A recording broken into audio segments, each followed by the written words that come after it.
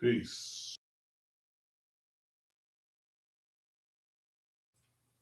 Peace of what? You can't mean P-E-A-C-E, because I've seen people on the street shoot the next man, turn around and say peace. But that's leaving people in pieces. It's not what the meaning of peace is. To me, it means absence of all confusion, not the use and abuse it.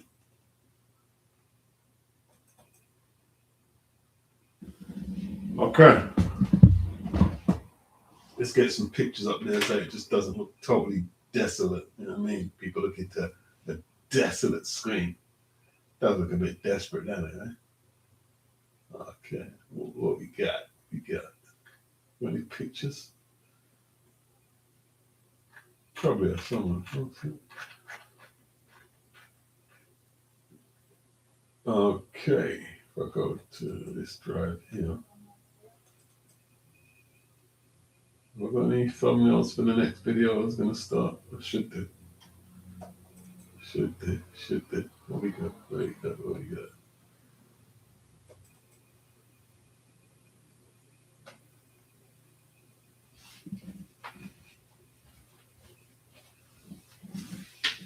Water. Feel a bit dehydrated.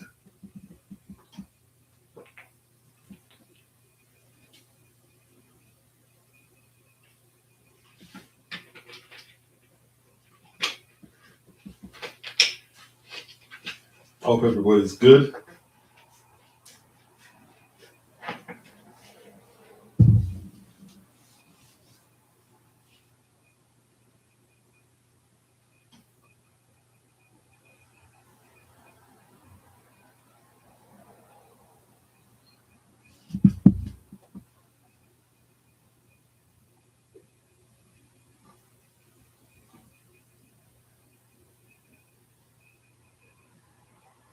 Right.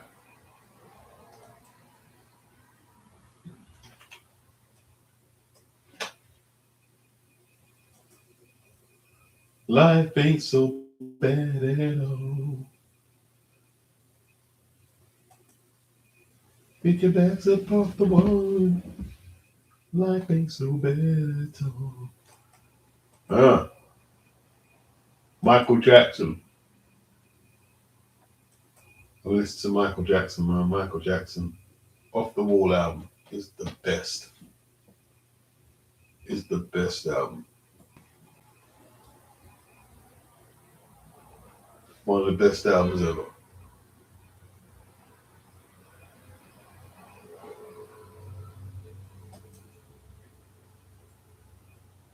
What's up, Blaze?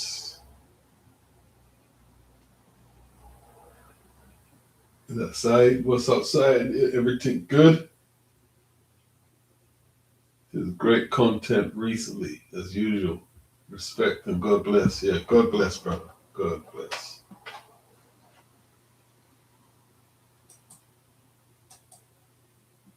Let me get the feed up because my eyes are just struggling to see comments. Tony Bellew says he worries for Deontay Wilder. Oh,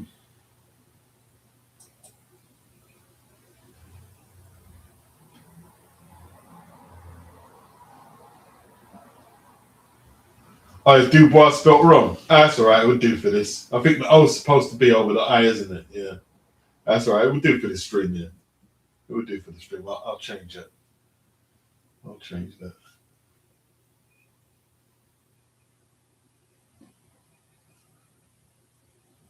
Danny Dubois. So, let me catch up with the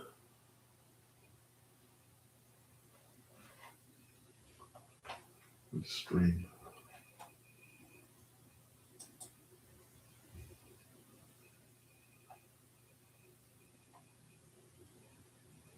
I heard Radio Raheem and Lady Chan discussing the debate. It was pretty interesting, you know. It's kind of interesting.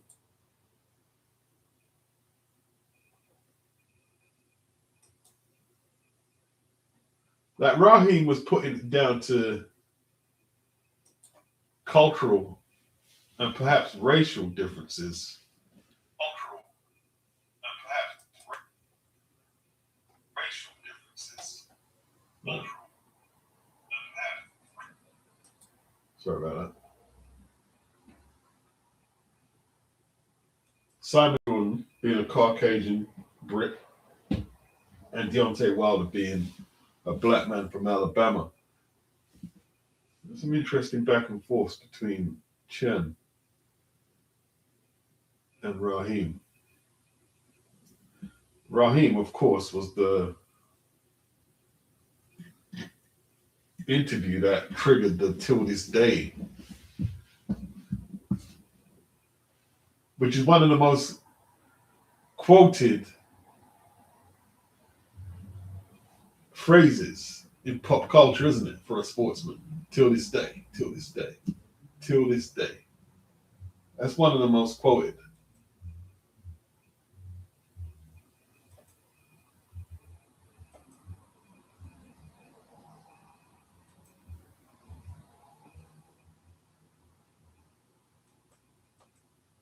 Some interesting topic matter, you know.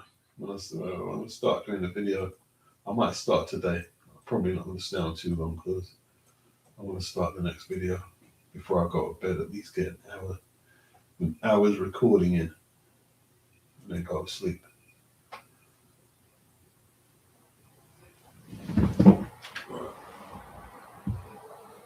Right.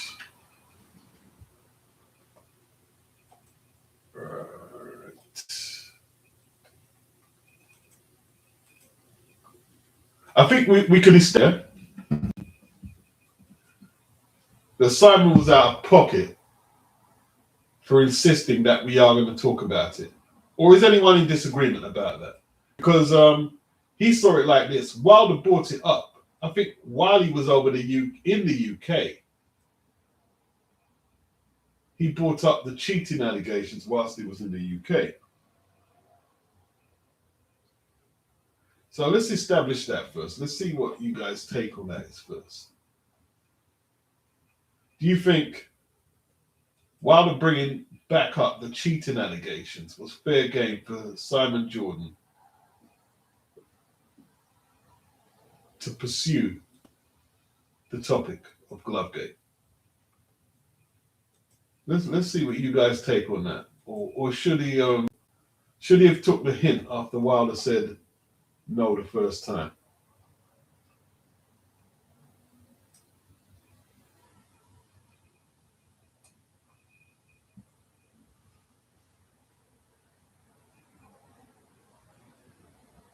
Base the kid, I agree. As much as I don't like Wilder, his upbringing is something Simon can't comprehend and thus should have educated himself on how to speak to him.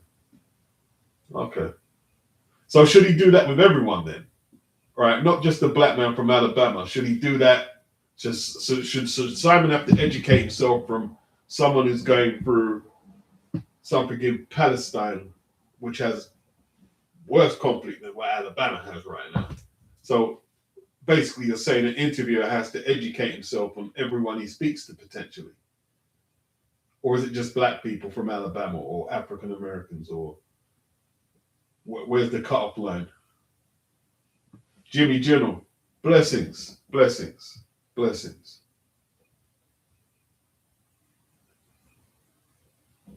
The Ventura 5290, he says Simon was absolutely right. Wilder cannot be allowed to make unsubstantiated accusations. So is Simon judge and jury?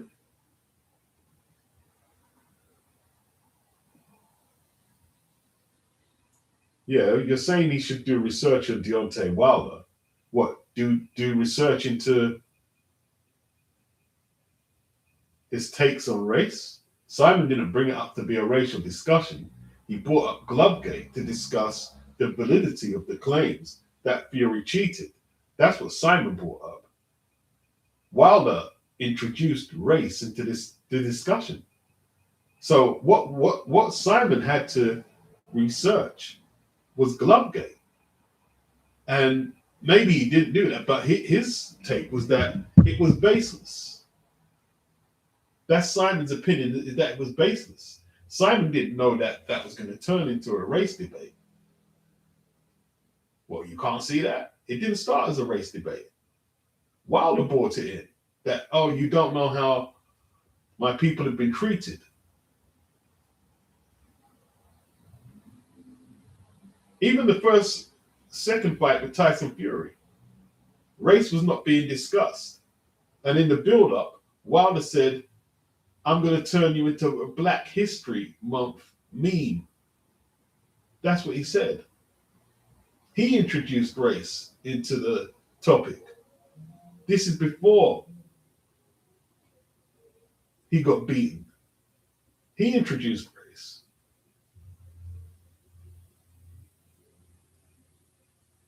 How do you legislate for someone bringing in some race into a topic where you wasn't even thinking about race?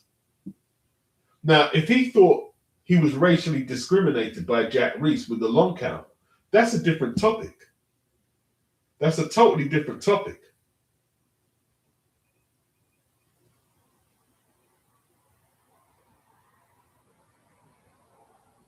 He could address, yes, I think Jack Reese was racially motivated to give Fury 10, 11 seconds to get up, borderline. Or he could say the system was against him because he was Black. But he just brought up racism and oppression as a Black person, or maybe a Black American he meant. It just seems, it wasn't just racism in connection with how he got done in the fight. He was singing the blues about his life.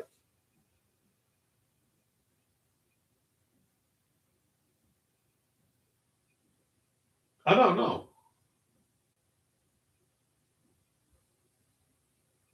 I don't know.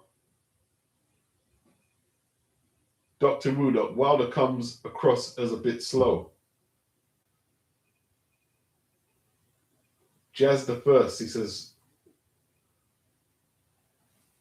what has what got, you guys, when you're making comments, Jazz, you've got to be more specific. You're saying, what's that got to do with Wilder's accusation about Fury? Fury is the one who introduced. Who are you addressing? Are you addressing the person talking now, which is myself, or are you addressing somebody in the comments section? You say who you're addressing, and then that way we can get a cohesive discussion. If you're not going to say who you're addressing, I don't know where to go.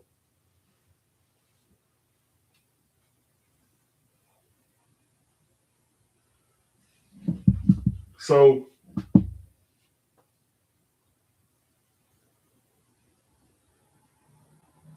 would all people from Alabama react like Wilder then?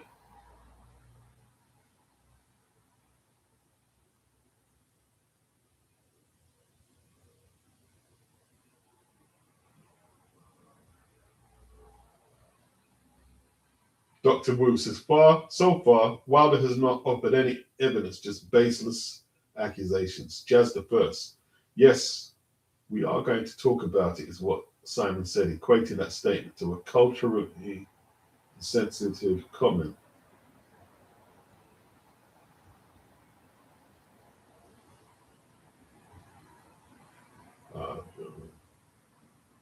All right, you was addressing base. Okay, cool. BG London says Wilder was wrong bringing up race. There's no defending that. All right, let's go back to base. All right, Base's last comment. He says, by the way, Simon addressed him with a very culturally relevant thing to someone that comes from the Deep South.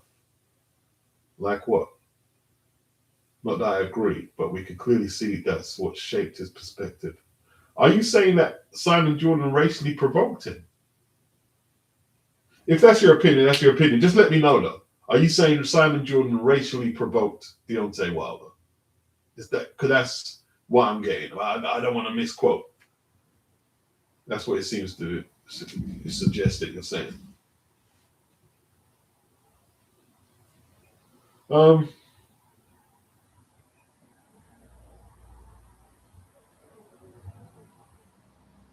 Did anyone think it was a bit over the top?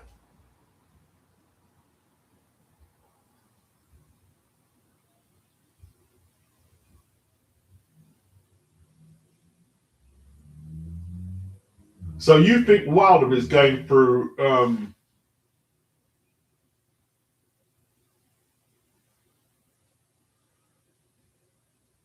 severe racism right now?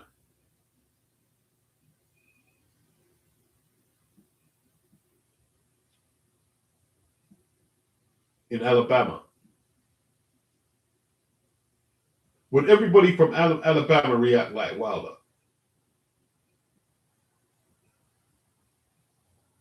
Was Wilder under threat from Simon Jordan, verbally or physically?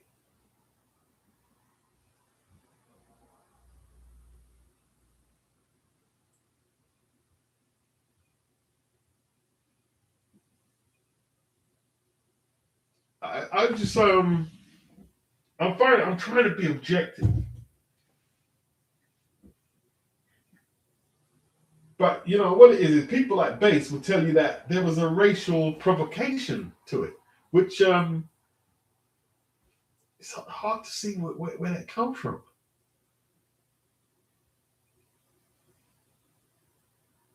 See, Jazz is saying,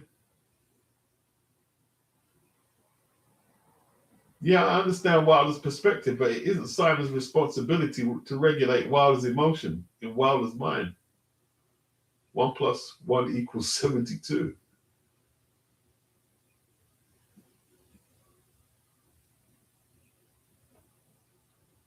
You can see how it can be a triggering massa moment. Okay, fair enough.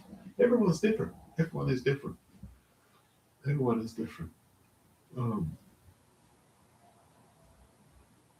at Guzzy. What's up, Guzzy? A massa moment. Wow. You know what? Amasa, do you actually know what the connotations to that word you're using means? It means subordination. It means even if you look at Masa wrong, you're getting whooped, your skin torn off your back, and that your wife could get molested. Do you realize the context of that word you're using? A Masa moment.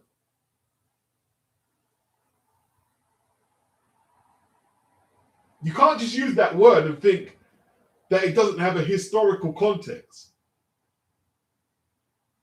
with severe implications. That's a big word.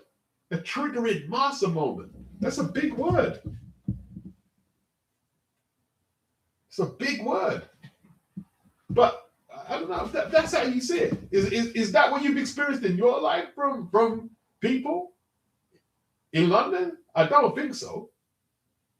You're younger than me. I don't think you've seen Masa moments. I don't think so. So for you to say you relate to that as a Londoner who's younger than me, and I'll be honest with you, I don't think you've seen the racism that I've seen because I'm considerably older than you. I don't think you've seen the same type of racism that I've seen.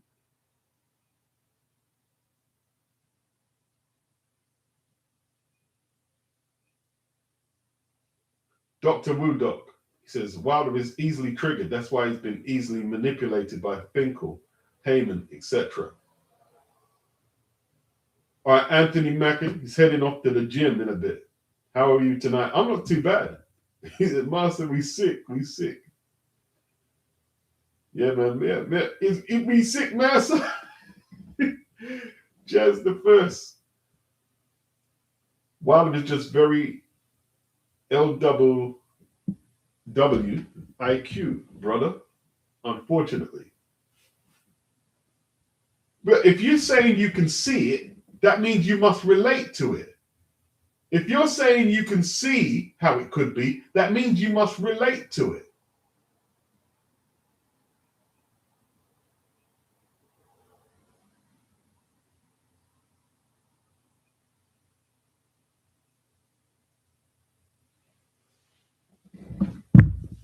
Guzzy, Wilder said Simon believes Tyson and not him. I think the racial issue comes from there.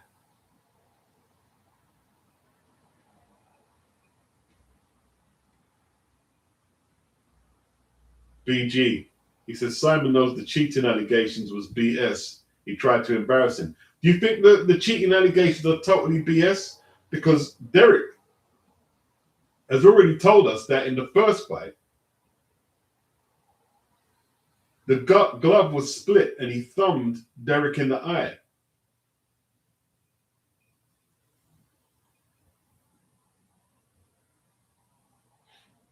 But Wilder hasn't brought any evidence. He hasn't brought any proof to these claims.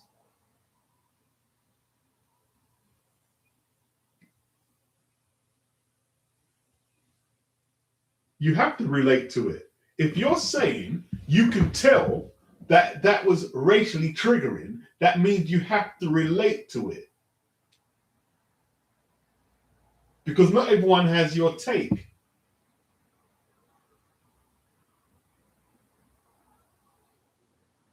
So you're sensing triggers. If you're sensing triggers, you have to relate to it somewhere.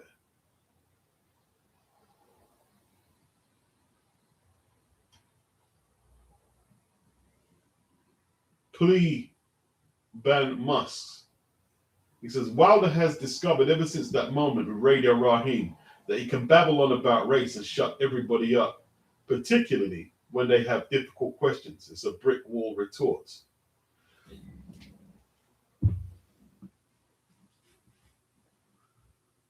Here's the thing, right? You see with the Radio Raheem thing, yeah?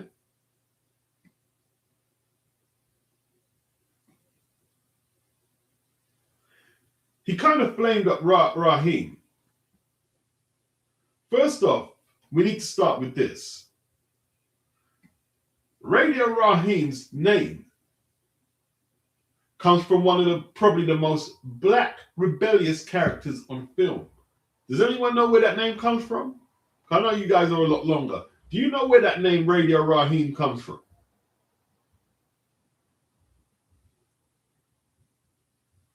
Second,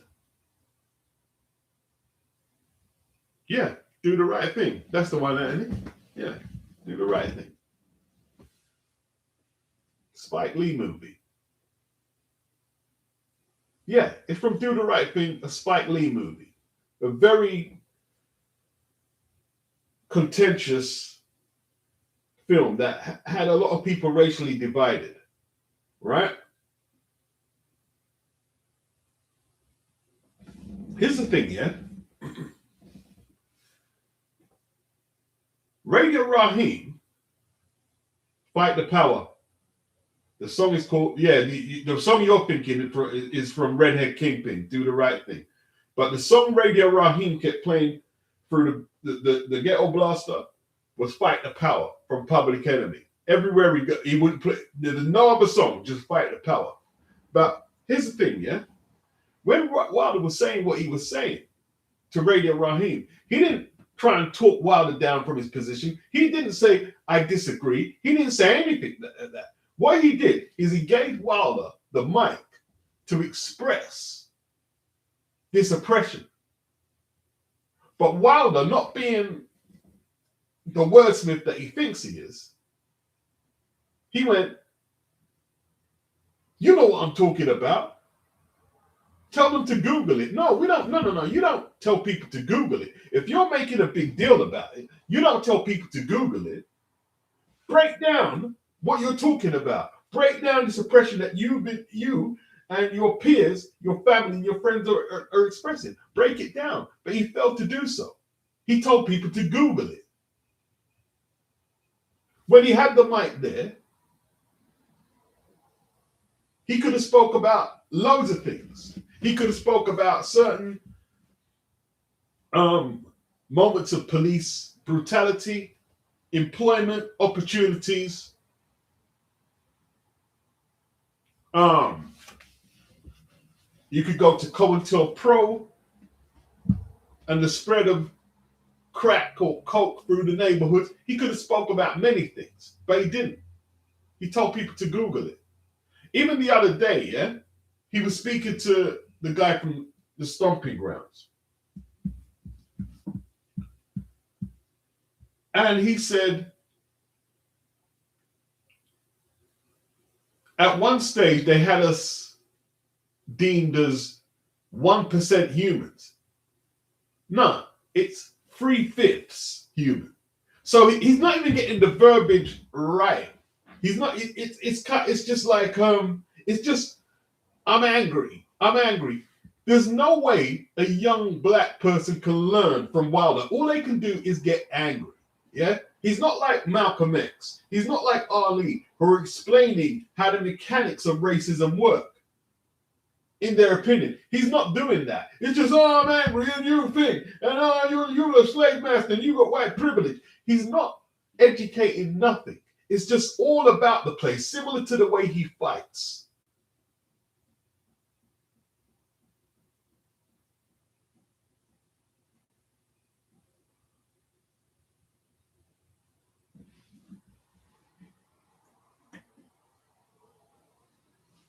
So it's a strange one. Khalid Muhammad had a lot of fire,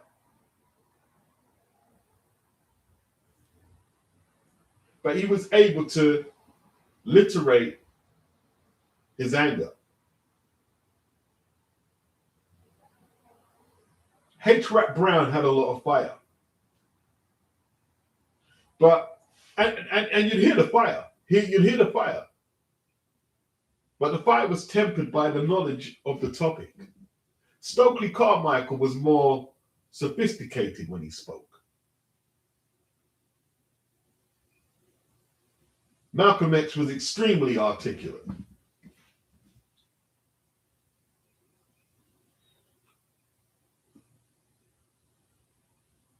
I don't think he helps Wilder. Like Ali, he had fire. And Ali was dyslexic. A lot of people say he wasn't, but he was. That's why he didn't get into the army the first time around. The second time, they reduced the level that you needed to pass to get in, and then he denied the draft. But Ali was very articulate, because Ali actually used to move with people like Malcolm X, and he was in the nation. He was actually in the cipher, building knowledge. So even though Ali may have had issues with reading and writing, he was very intelligent. He was very articulate. Wilder is not like, it's just like,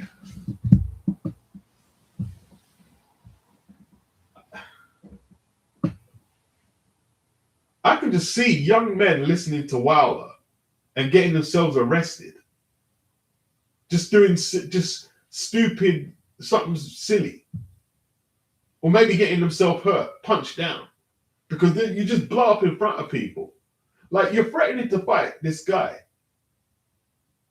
from the UK who you've got no clue about, but because you think he's just some posh white dude that you can just throw your weight about. That's not an intelligent man. If you're going to punch him, punch him. Don't write an invitation. Just punch him. If you're going to punch him in the face, do it.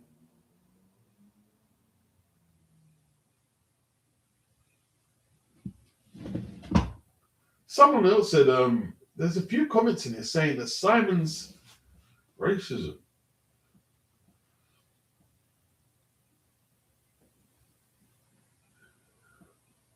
Even if you think that Simon has racial undertones, how is it relevant? And I've got a super chat here from Like Mike. Simon is very strategic with his veiled racism. He's a shock jockey, a very good one. Right, okay. Explain to me what the veiled racism was.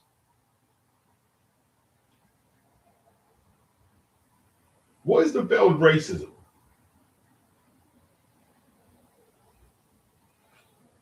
And I'm talking about relating that to his dialogue with Wilder. Where was the veiled racism in what he said with Wilder? Where was the veiled racism? You see, you know what it is with Wilder, yeah? Let me tell you what it is with Wilder. And some of the LDBC. They will hear either a white person or a black person, right, speaking English, and they think we're being condescending. They think we're trying to talk down to them. They think that, oh, you think you're better than me because you speak like that. That's how they're rolling.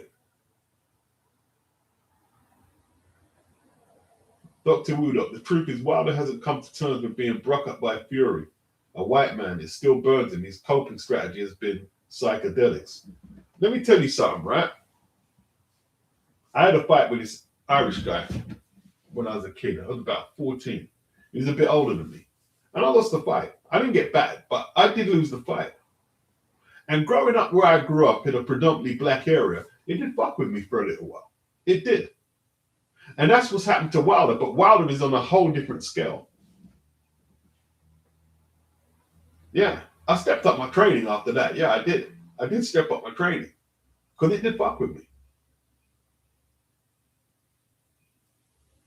And some of you are going to say, oh, Beats must have been a racist. It's not that I was a racist. It's just like the environment was totally different. The environment was totally different where I grew up.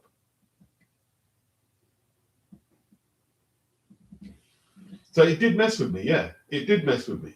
And that's what's happened to Wilder. That's what's happened to Wilder. He cannot handle. But then, and in saying that, right, we're saying he can't handle losing to a white guy. If Anthony Joshua had beaten him, it would have been the same thing. It would have been no difference. You know what he would have put it down to? Oh, Joshua is being protected by the slave trader and he's got all the privilege. And that's why he beat me. And that's why they cheated me. He would have still put it down to racism if Joshua beat him. That's who Deontay Wilder is. Anthony says, I put Jordan in the racist suspect category for sure. But wouldn't that go for most of us then? If we're being honest then. We all got prejudices. Wouldn't that be true though?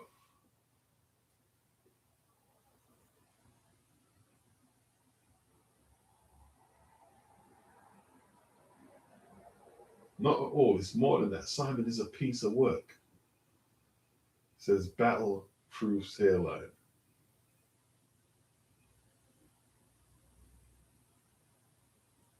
Dr. Woodok says there's no evidence of Jordan being racist, but there's plenty of him being classist.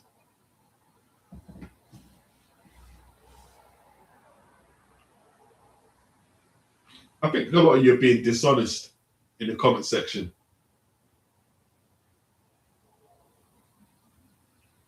Anthony Mackin, he says, I've watched too many of Simon Jordan's interviews and his discussions about racism and his mixed race that he brings up for him not to be put in the racist category. He says he's mixed race.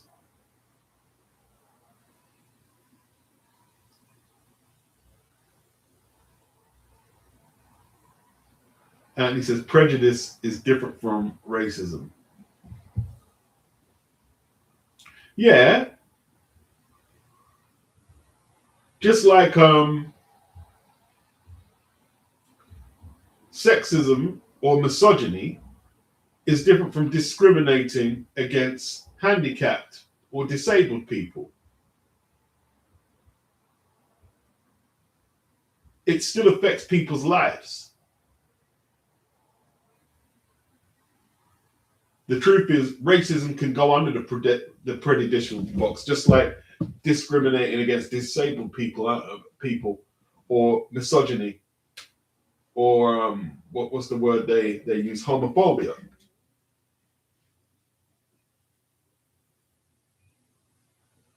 Like Mike, thank you for the super chat. He says he doesn't like the way Simon spoke to the black lady. But okay, if I was to say then that some of you have an inferiority complex in the chat, would I be out of order? Because I'll explain why.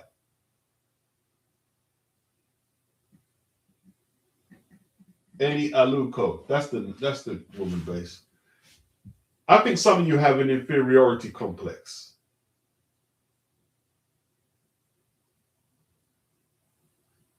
I'll see how you guys respond to that. I think some of you got an inferiority complex. Daniel Cole, he says Simon Jordan is what young people call nowadays a rage baiter. Have a good workout, Anthony. Daniel, that lady did herself no favors by the things she was saying about DEI. Was a bit right-wing leaning. She compared herself to Wayne Rooney, which she lost me there. There's it's just strange. Red or dead?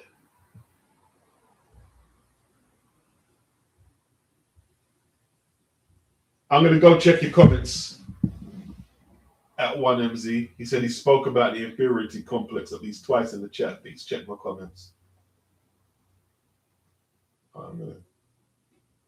Yeah, I read your comment. He said Simon is far from overtly racist, and he's also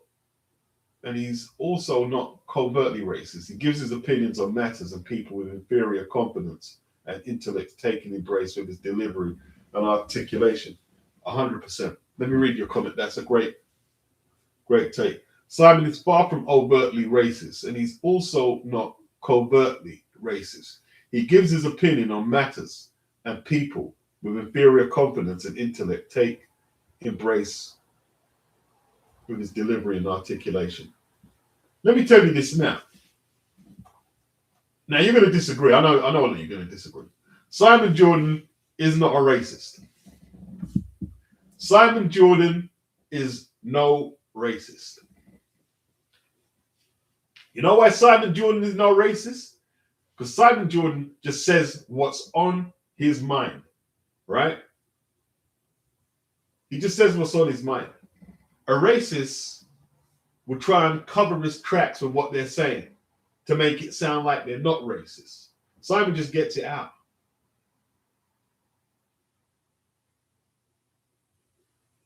Simon ain't a racist. I used to think like you that he's not a racist. And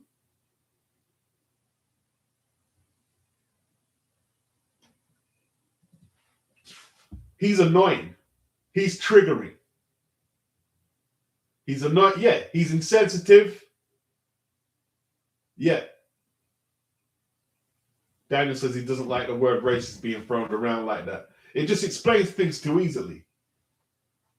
SK says Simon loves nuance, that Simon geezer.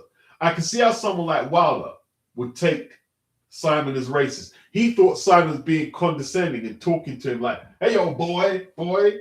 And I can see that. I can see that. I can see how that can be taken like that. And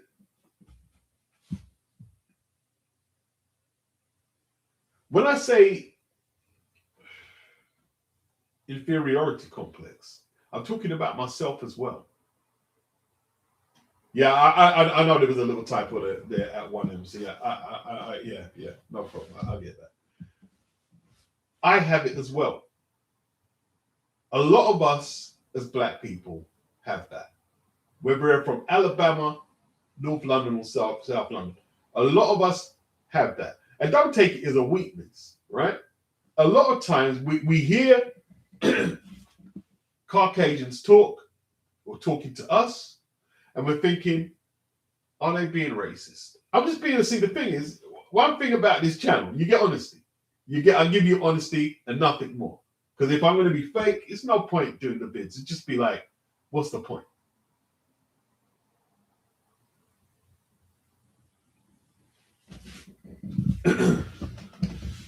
All right, I hear you, Bates. That makes sense. That's the only point I was making earlier. But the one way Simon spoke to him could have triggered one of those historical moments.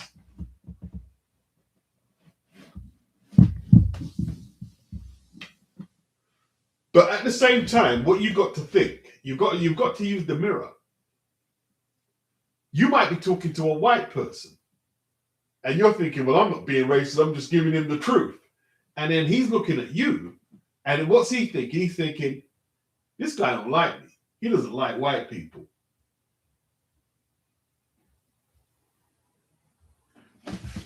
But when you're the one talking, you can't see it. So the white guy can't see that he might be coming across as racist. And the black guy, he can't see that he might be coming across as racist because you're just telling your truth. When you're telling your truth, you're not thinking about how it's making someone else feel. You're telling your truth. Yeah. Battle Truth's hairline. Wilder has his choice to believe Simon is a racist if he wants. He's entitled to believe he was cheated. Seems strange that so many feel obligated to change his mind. Are you saying you never tried to change people's mind when you talk? If you do not use your speech to try and change people's mind, what the fuck can you get out of life? You can't get nothing out of life then. What you're saying is ridiculous. You see what you're saying is not an honest appraisal of how the human mind works. It's not an honest appraisal. If you go to a job interview, right, and you sense it's not going right, you're going to try and change the employee's thinking so you can get the job. You're going to try and turn it around. If you're going after a girl or a woman that you want to date, you might have to persuade her that you're the dude for her. If you just say, well, if you don't like me and that's it, I'm giving up, or, well, if you don't want me to take the job, you're never going to get nowhere in life. Now, there's obviously a cutoff point where you can't push it too far. If they don't think you're qualified for the job, you move on and go get another one. And you can't sexually or mentally harass the woman, you move on and try and get another one. But to say you're not going to try and persuade the world so you can negate it, so you can manipulate it to a degree, is ridiculous. It's absolutely ridiculous. Everyone tries to convince people to see things their way.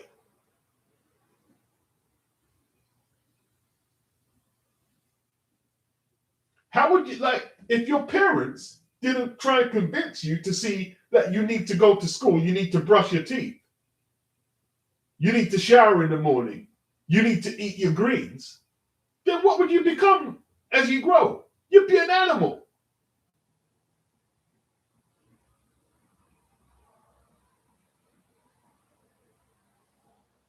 It's called socialization.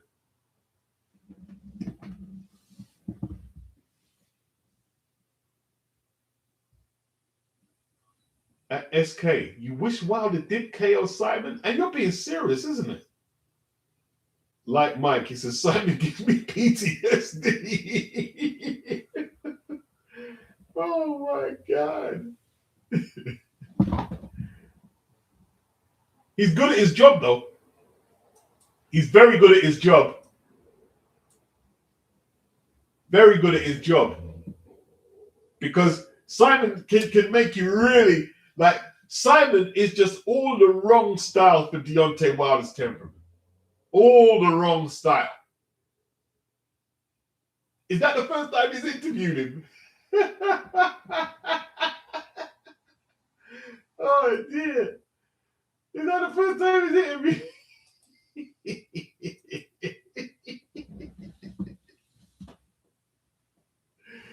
Oh, good. Wow. Post-traumatic stress disorder. Dr. Udok, racism is actually difficult to prove because you have to know the other person's intentions and motives. No, I disagree. I'm being very disagreeable today. I don't agree with what you say there. Racism is easy to prove. Racism is very easy to prove. Yeah? Racism is very easy to prove. Just don't complicate it. Yeah? If you're driving down the street in a congested carriageway, right? And out of all the cars, the police stop you. And you're a person of color. You produce your license, MOT, ID that you belong in the country or whatnot, and they're still not having it. It will be safe to say this is racism. If they start roughing you up, it would be safe to say this is racism.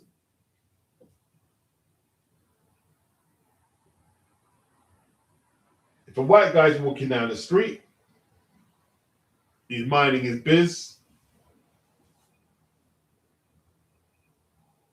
and let's say he's in a predominantly ethnic area, maybe black area, and 2 or 3 black guys approach him and start abusing him mentally, physically, etc. It's safe to say they're discriminating on him because of his color. Racism is easy to detect. You see, you trying to guess it because somebody said, this is what I'm saying. This is what you call like there's either racism or it might be your inferiority complex at play. If there's nothing to suggest that he's racist by calling you a name or discriminating against you or physically trying to hurt you, then it could just be a clash of personalities. It could be that he talks to everybody like that. It's not always racism.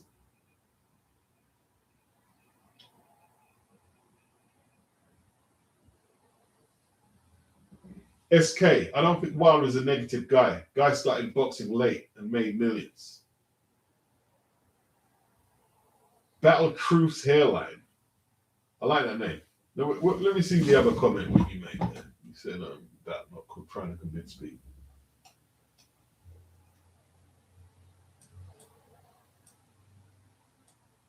I don't try to convince people to change their personal beliefs when it doesn't affect me. How does Wilder believing Fury cheated affect Simon? I don't try to convince people to change their personal beliefs when it doesn't affect me.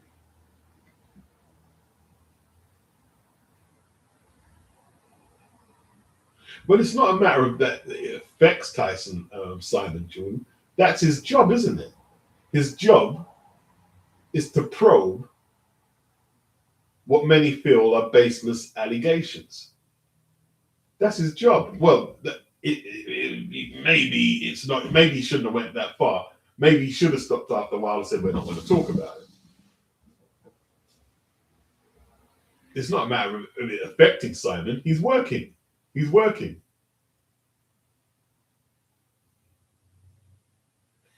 At I1Ms.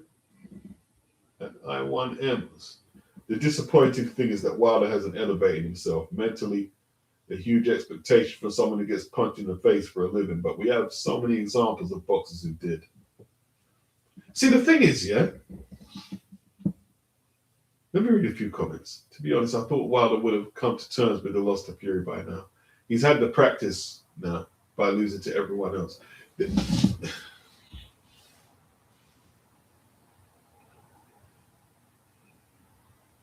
Look, like I said,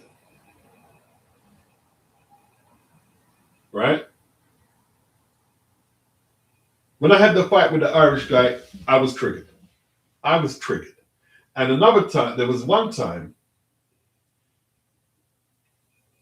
I slept with a white woman. And after we finished,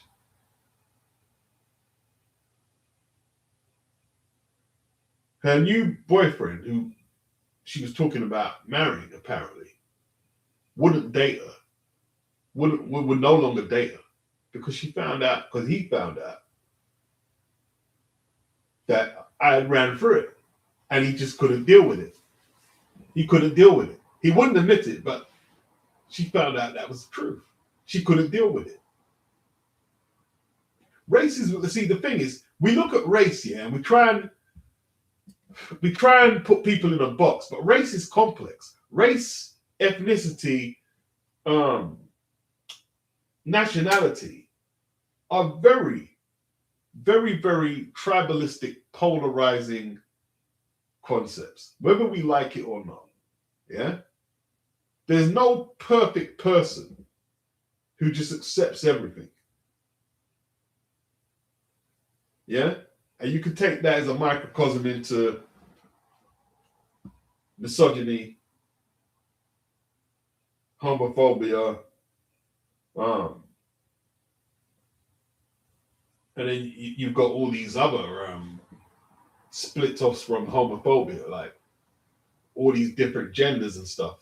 People are triggered. People are triggered, innit? We're all very triggered. Very triggered.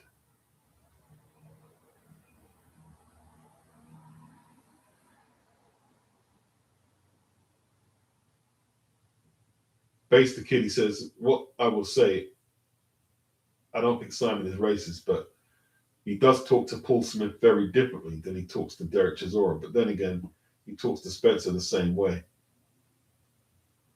If he doesn't respect you, he thinks lesser of you. Is that in your mind, though? He's a very cocky dude, isn't he? He's cocky. He uses words that, might throw people off. Why are you saying all that? You're trying to come off like you're better than me, is what people are thinking.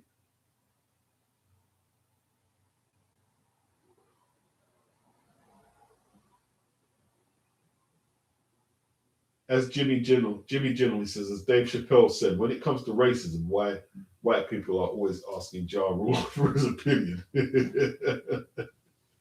Now, they keep asking, is the basketball, Charles Barkley. They were always asking Charles Barkley his opinion on every topic related to FBA. Every topic related to FBA went to Charles Barkley.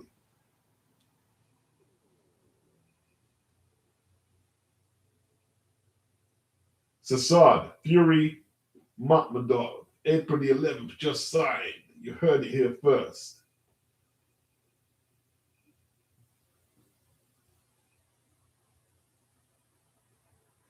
See, it's strange because on here, right, I've been accused of being the worst racist to ever make boxing videos. And then I've been accused of being a coon. One extreme to the other. At NHYT 2000, is Deontay upset because Fury is a white fighter? I think in Wilder's mind, it's because Fury's white. But if I was to break Wilder down, if you was to beat him and you was black, even blacker than he is, he would still put it down to race, that you conspired with the enemy to defeat him. You're a sellout. You're an Uncle TOM. Bit of a Shambo. That's where Wilder would go. Because he used to talk about Joshua like that.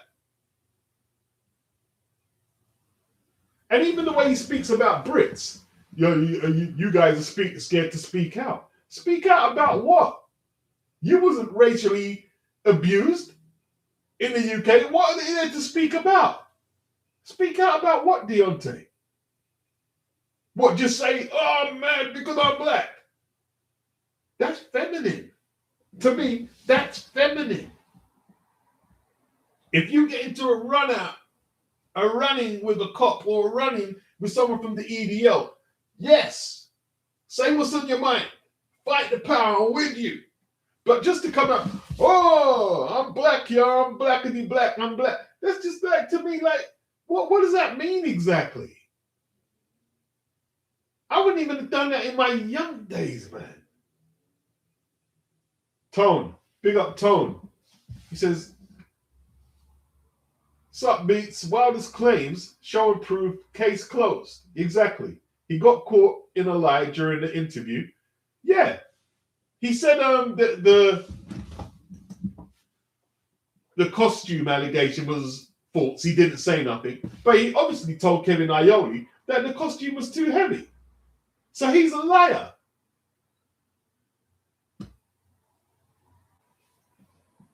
Wilder is a manipulator.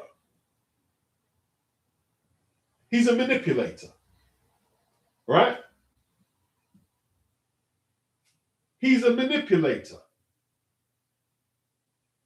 who was bagging his brother's girl Richards, wasn't he? Arching over his brother's Richards.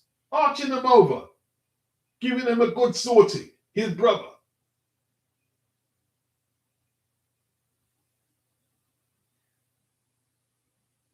Tone said he got caught in a lie. Yeah. Yeah.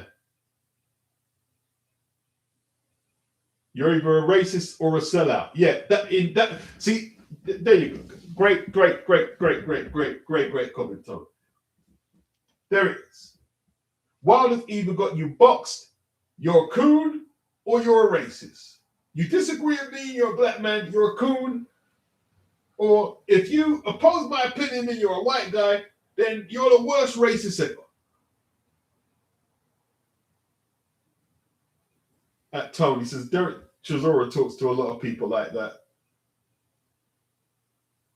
Yeah, so it's fair game in my opinion. At Jim, he says, nah, Simon is condescending. He is condescending. He is. At 1Ms, he says, Paul Smith doesn't really say anything controversial for Simon to challenge. Chisora is talking-ish, laughing out loud.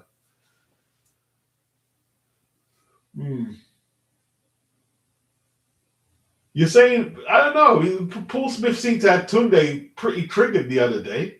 I've got to go and listen to the whole of that interview. He was telling Yard, when he was talking to Simon, I think, that he needs to leave Tunde and basically throwing Tunde under the bus. At NHYT 2000, Simon had Eddie on the verge of throwing hands in the studio. That's a good point. Well, Simon, Eddie offered him a boxing match or something, or a fight, innit?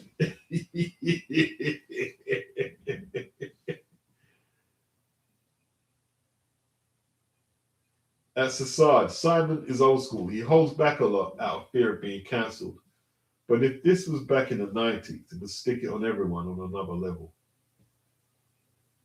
At AM 7165, Simon reads a thesaurus for bedtime reading. Sassad beats. How many fighters have stuck it on you for criticizing them? And did it change anything for you? Oh, I've had a few. I've had a few. I've had a few. I've had a few. Yeah, the sundown towns, they call them. Yeah. Okay, yeah. Sundown. Get in before it's dark. Hey, listen. That's why, it's nuanced, because maybe there's still elements of that where Wilder lives. The sundown towns. America is different gravy from the UK. I'm not going to say it isn't.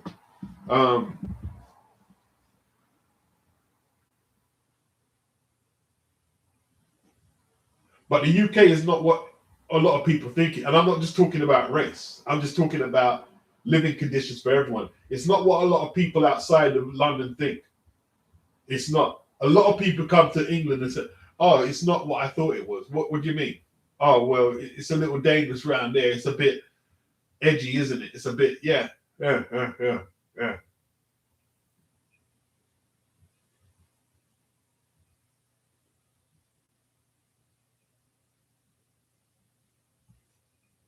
At a 9-1, he says it's because you're impartial, Beats. That's why people go to extremes with you. Yeah, because I told Monty Barrett. There's not Monty ain't listening. What did I tell him?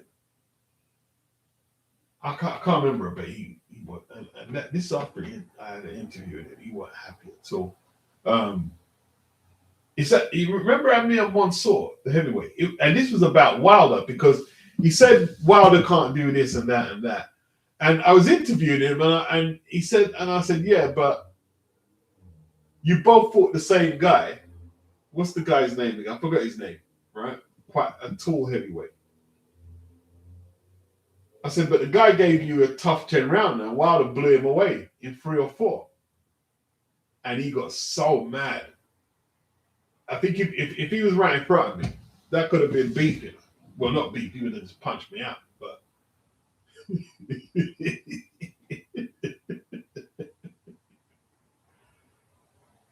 at SK, Britain is Disneyland to most places on Earth. No, it's not.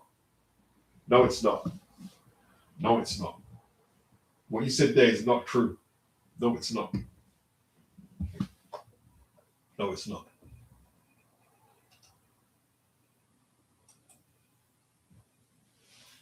I mean, that was a nice area the other day when a kid got stabbed in school, and that like that's just a one-off, right? You might go to Glasgow and realize, depending, like maybe if you're a person of color, it could be getting very sticky for you. You could go up Middlesbrough, Warsaw. Nah, not Disneyland at all. No, it's not. No, not true. Not true. Not true. Not true.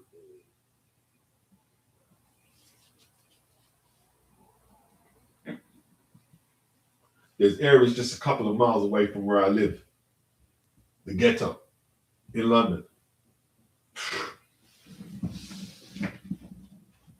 You can't. You basically can't walk around, so even just to get back in your house.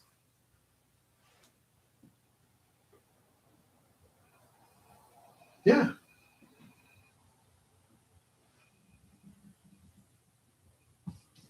At SK, I've traveled most places on Earth, but Britain has rough areas, but it's still far better than most places on Earth.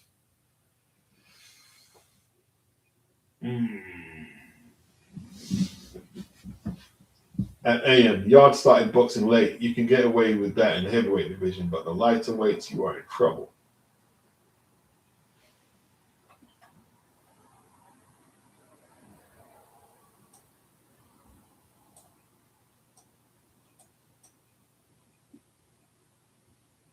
So, Saad, respect. Tone says Simon is a mouthy and opinionated sports broadcaster in the vein of Stephen A. Smith and Skip Bayless. Is Skip Bayless racist? Let me read that. So he winds guests up and listeners up with his opinions, and that's why they employ him. Like, okay, remember how Skip Bayless spoke to Shannon Sharp? Was that him just being rude, or was it racism?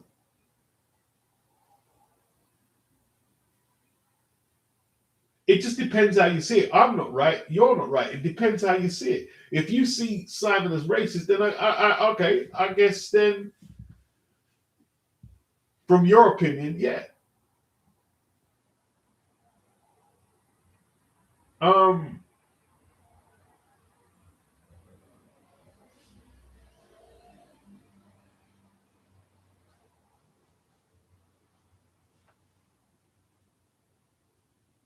Yeah.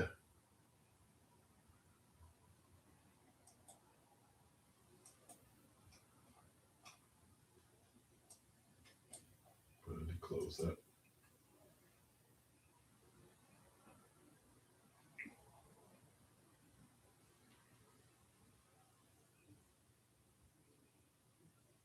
At AM, why in the UK does having oratory to almost cast a spell and it makes people like sheep? At Jazz the First, I don't think Simon is racist. Never thought he was.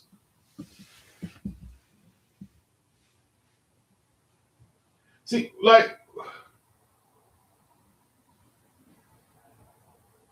what are we bringing down racism to? Okay, let me use myself as the example, right?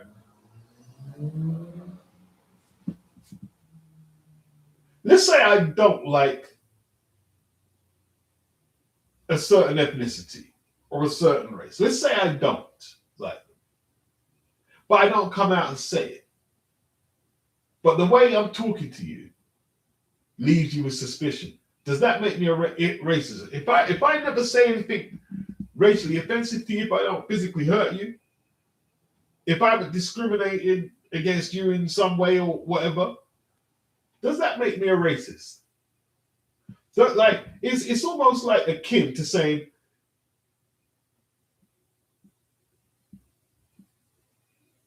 are you a rapist if the thought is in your head, but you never carry it out? Now, I understand I'm going into territory which could be triggering. But is that a racist then?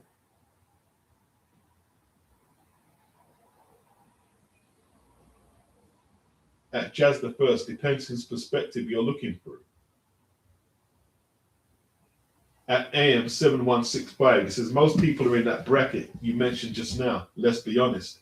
There you go.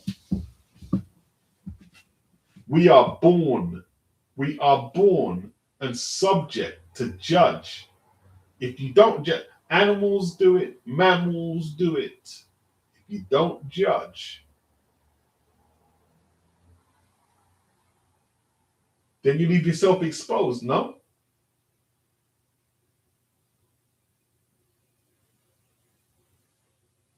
If I see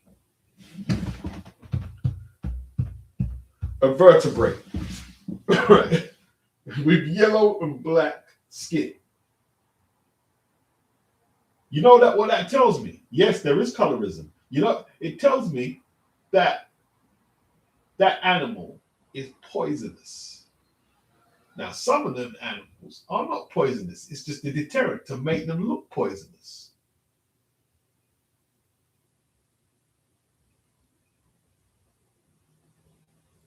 At Jimmy, he says Simon and Jim wasn't talking to Andy Lee with any gusto today, tiptoeing around politely, asking if they don't know if Parker is banned. Andy's answer, when he can't box, no strict liability.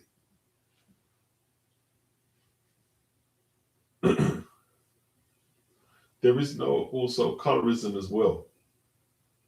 If you have a Christian well point of view, it is as if you have the thing in question in your heart, then you have done the deed anyways. Like Mike, he says, everyone has racist thoughts. It's about not acting on them. Like Liam Neeson, remember he told the story when his female friend was assaulted by a man of color. And at the time, it threw him into a frenzy. And he was saying a lot of mad stuff. Then he realized he couldn't act on that. But here's the way I see it, right? It's not like someone exposed it. He told us how he felt. He told us. So, would we prefer him just to hold that inside and not say how he felt? Bay said it would make you racist just covertly, especially if you treat people differently, even if you don't expressly let them know.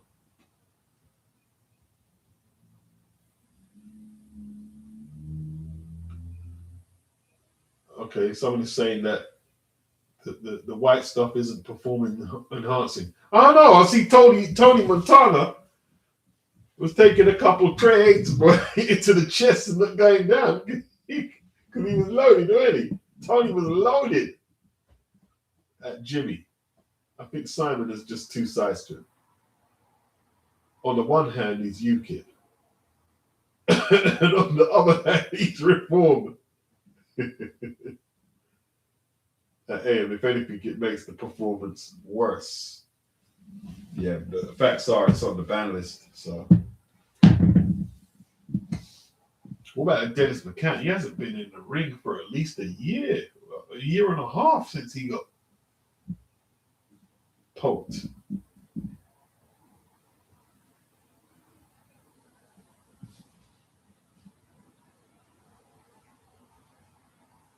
Joe Louis was from Alabama, but maybe and he was a sharecropper. He was born in, was it Lafayette, Alabama, a sharecropper, born into a family of sharecroppers. And he definitely went through more than any of us can think. Any of us, right?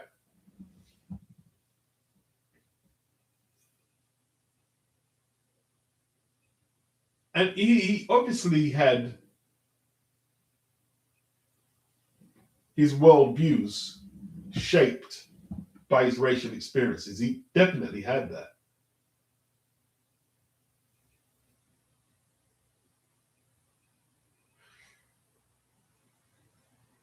Did you know when Joe Louis fought the Cinderella Man, James J. Braddock, James J. Braddock and his manager, is it Joe Gould? They agreed to take the fight if they could get 10% of Joe Louis's purses for the following 10 years. Was it 10%? And they agreed to it.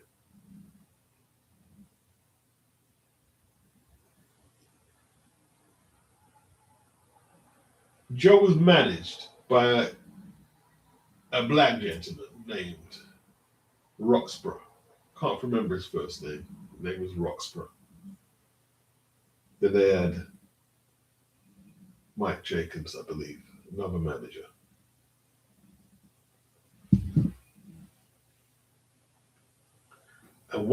And Joe was told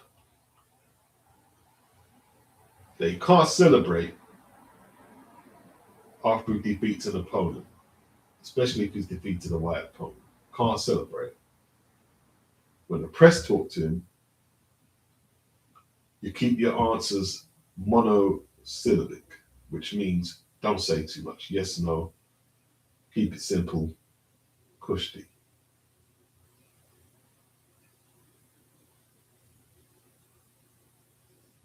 And the reason he had to do that is because 29 years previous to him, when the last black man won the world title, Jack Johnson, it caused a lot of resentment and a lot of hostility.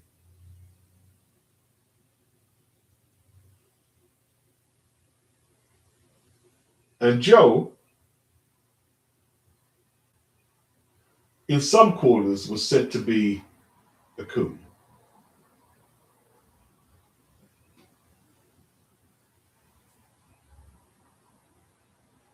Jesse Owens, if you guys know who Jesse Owens is, he was said to be a coon. Because when John Carlos and the other brother went on the podium and done the Black Power sign in the 60s, the likes of Joe Louis, Jesse Owens, and the baseball player from Brooklyn, Jackie Robinson, they were telling them, don't do that.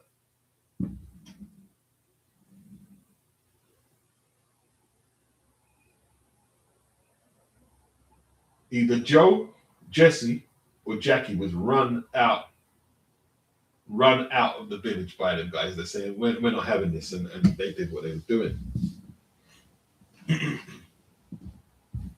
But Joe wasn't a coon. Joe was a product of his time. When Joe was serving in the military in the Second World War, he was doing exhibitions. And Joe said he's not going to perform the exhibitions if the black soldiers are not allowed to watch. And they allowed him to watch.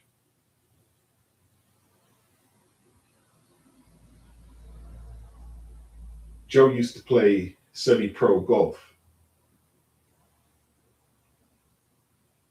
and Joe, he did a lot for golfers, for black people of color to be able to play in golf clubs and stuff like that, because there was a lot of discrimination. Um, if you go to most black neighborhoods, when Joe was fighting, they was all around a radio, and basically how they were set up for how they were going to feel the next day, depending on how Joe performed.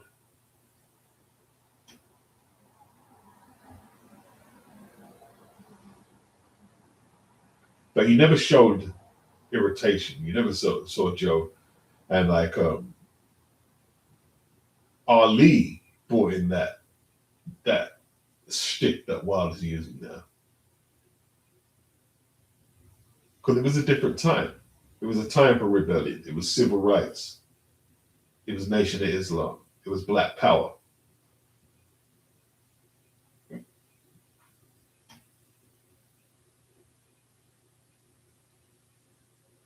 At row 21, he says, how was Wilder not sued by the board or Team Fury? Like, bro, if you got the evidence, show us. So Rebel, why has Wilder not tried to overturn the fight results with this amazing evidence? Row 21, he says, Simon is such a PRICK, and as a white guy, I totally get the whole what Wilder was saying. I agree with him, but not how he expressed it. SK, Simon kind of guy that probably shed more tears when the Queen died than his own mother died. Yeah, Guzzy, he says he remembers that Liam Neeson wanted to go out there and beat a guy up.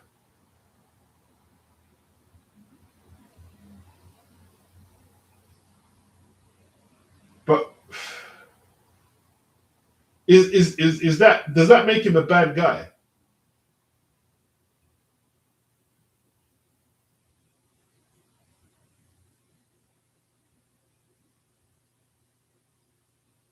For being honest, because he was just being honest about how he felt. Does it make him a good guy? See, that's the thing. Would it make him a good guy if you didn't know?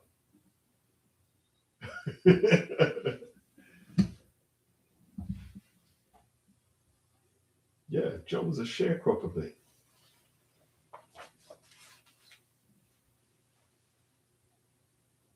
It's weird, isn't it, though?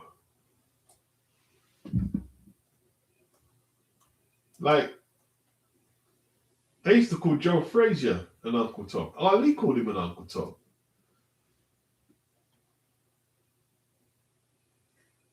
But he was a sharecropper. He was born in a family of sharecroppers.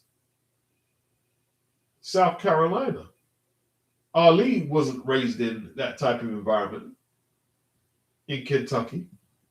They said Ali lived in a relatively middle class area, but Ali was more rebellious than Joe could ever be.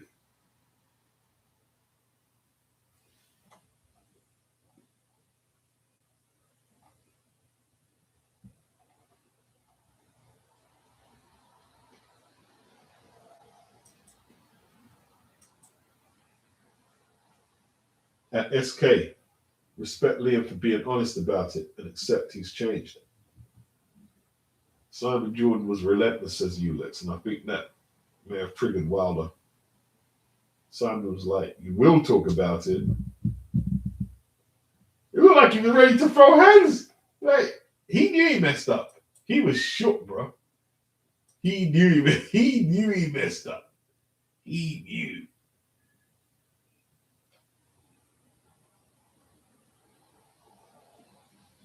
At SK, Simon, PR, Brexit, reform Trump type of guy. That's his choice. To think he looks at himself better than most, including Wilder. But, so what? Black people don't look at people like they're better than them. Black people are the most, all up themselves people I know. That's who we are, isn't it? Like, oh gosh. So what is it? If someone does it better than us, then they're racist. Black people look down on people. They do. Black people act stush. That's where that word comes from. Is black people stush. You're stush. Yeah, colorism is. Listen, I don't know if it's that bad in Jamaica, but that's why you see a lot of the bleaching products in Jamaica or West Africa. Colorism was bad over Jamaica. We see light-skinned people working in banks and prominent businesses. Yeah. It's probably changed now. And I remember it being pretty bad over here at one stage, colorism.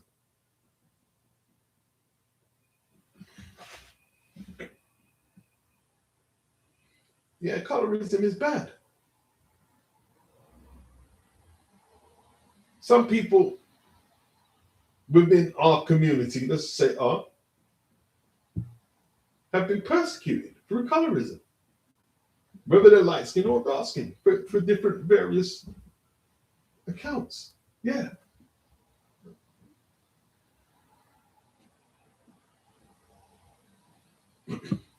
Yeah.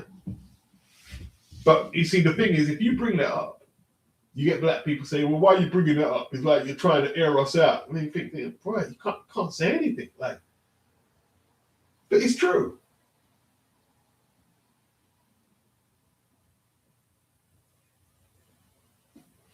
Gotta be honest. You gotta be honest.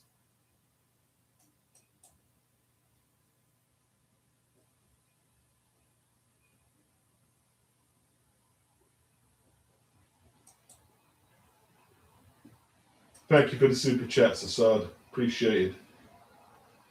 Like, gotta be honest, man.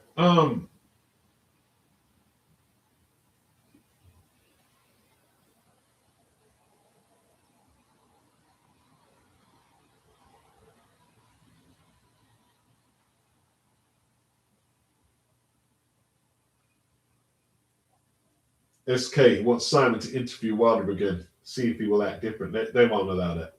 They won't allow that. Well, maybe they will. Maybe if they talk before and they squash it.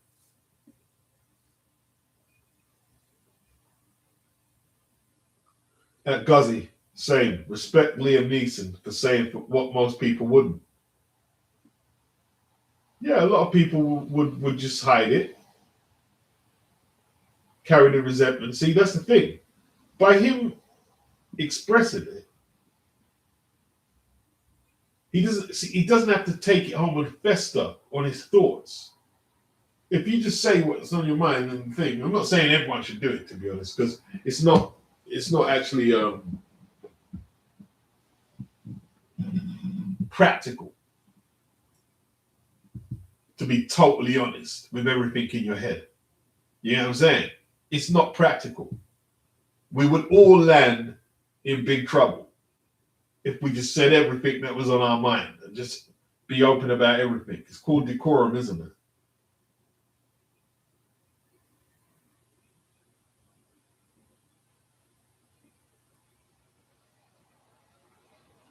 It's called decorum.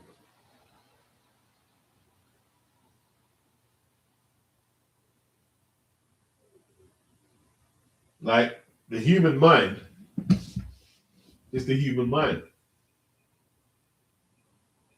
We only release certain bits, what we want to release, to get through the day.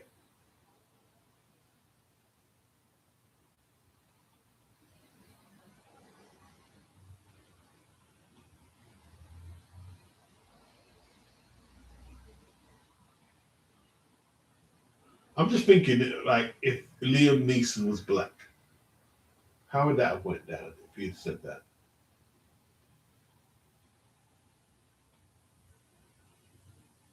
It was just the same. Just the same. I think people would have been shocked, isn't it? Like, let's say Eldris Elba, I always pronounce his name wrong. If he had said, yeah, these white guys did this to this black woman I know, and I had thoughts. At Tony said, I'm glad he pressed Wilder, made me laugh, show and prove.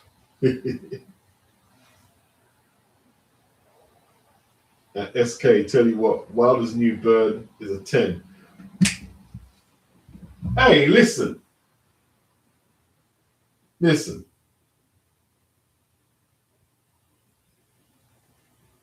He keeps talking about him being a dark-skinned black man, discriminated against. What complexion are all the women he's with? What complexion are they?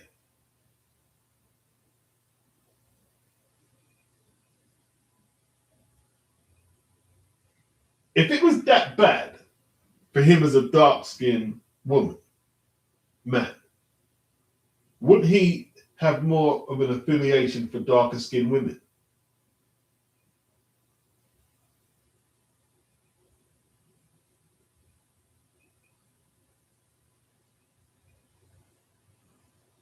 Because he made a big deal about being a dark-skinned man.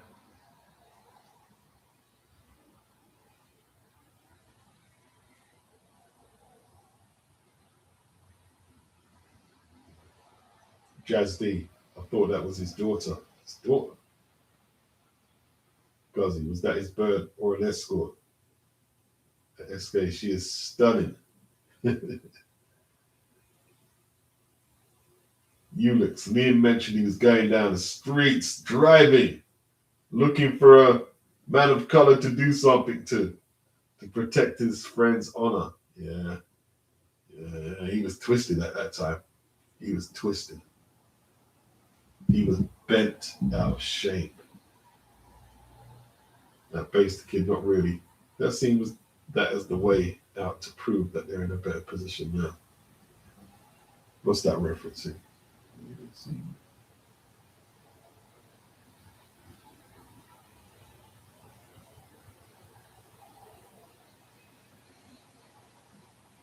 Oh, what? Rolling with light-skinned women to say they're moving up, yeah? Upgrades. Is that the upgrade for someone like Wilder that he's got money?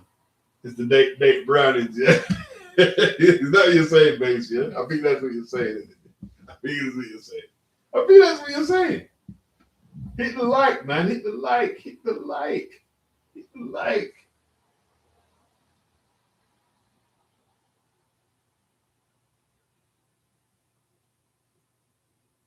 Yeah.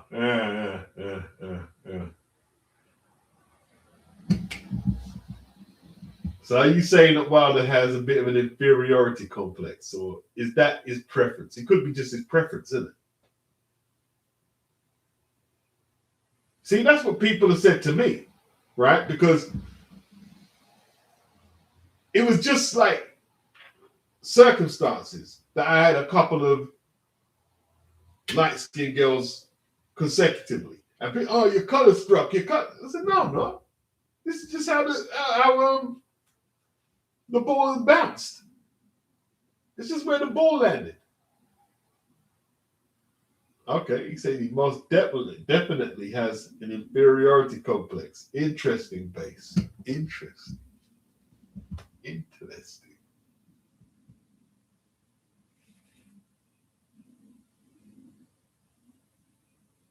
So is he practicing colorism? That's interesting, isn't it?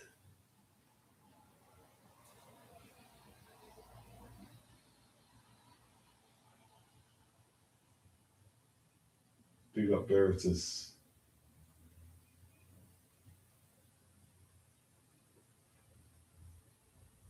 Yeah, I noticed that.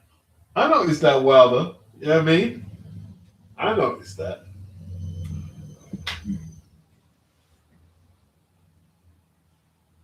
Because he made a separation, right?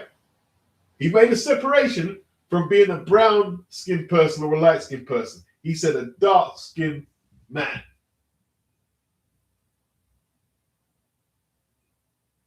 So he's not only saying that there's white privilege, he's also saying that lighter skinned men who are black or African American have an advantage too. That's what he's saying.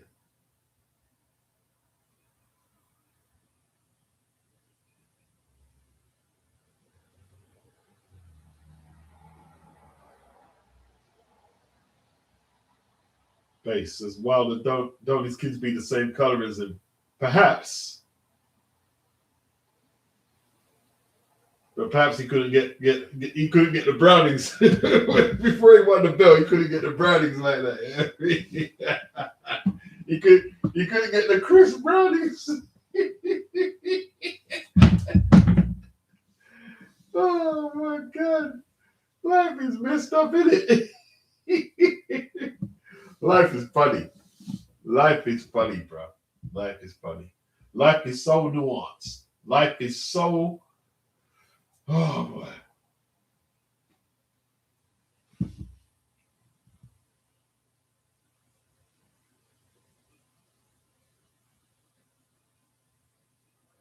Because you know what it is, yeah?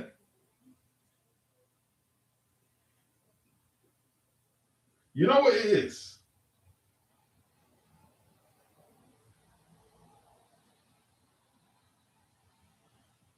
A lot of dark-skinned black men feel they have to prove themselves more than their lighter-skinned contemporaries. So Base hit on something there.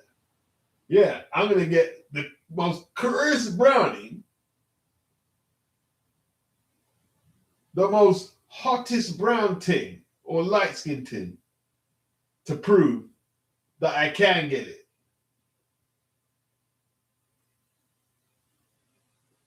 Wow, that's deep. That's deep.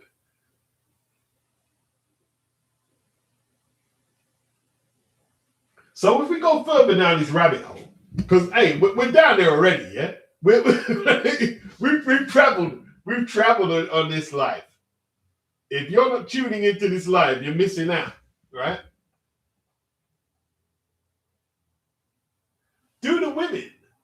Do the light-skinned women he's dated, do they realize that he's got them there as the light-skinned trophy?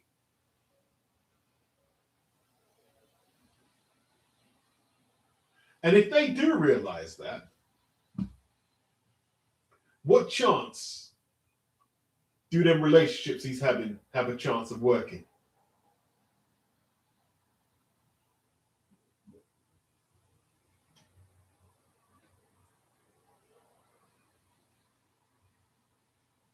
Wow.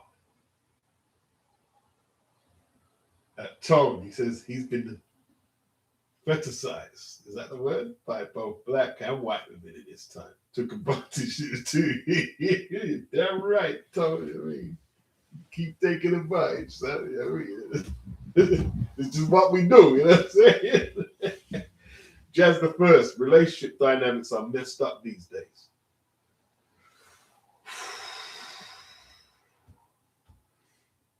Wow. It's crazy, isn't it? It's absolutely crazy.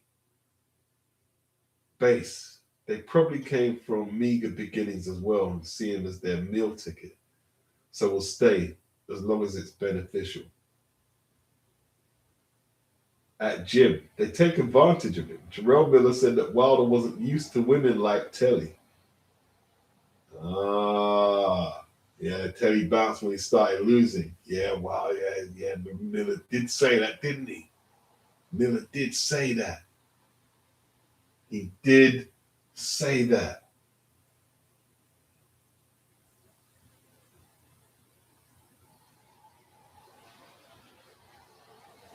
Wow. That's deep, man. That's deep. That's deep. That's deep. That's deep. Because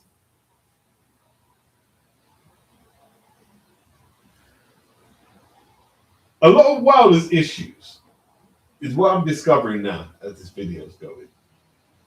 I'm not with white people. A lot of our issues as black people are with each other. A lot of our issues are internal. And a lot of times it leads us to deflect and say, yeah, this is racism.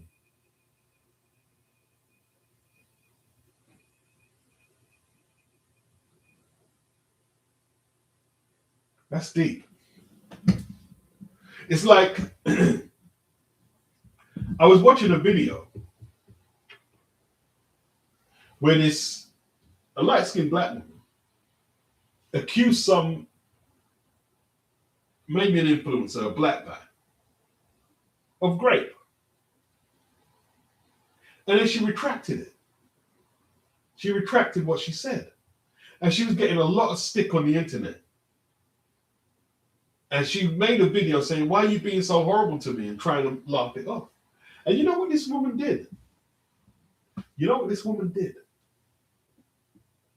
She started saying, I didn't mean it. I love black people. My mom was black. This, that. I love black men. I'm all about black people. We're going to get over these racial issues. I said, she's deflecting it onto racism now. You see what she's doing? She deflected it onto racism. When you accuse the man of doing like something horrible what he didn't do.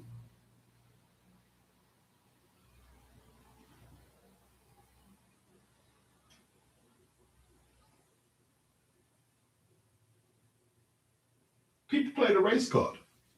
And it's not just black people. When white people do that black fatigue thing, you're playing a race card. Which is fair enough. If that's what you're going to do, that's what people are going to do.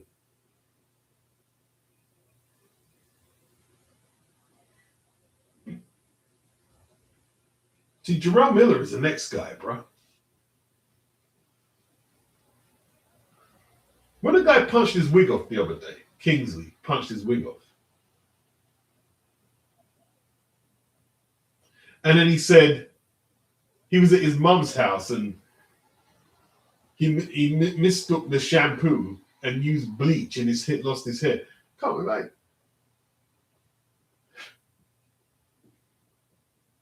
That's why you keep losing. Who you fooling? Nonsense. But you know, all I started thinking, yeah, was this big tough dude from Brooklyn was too shook to show the world that he was bald.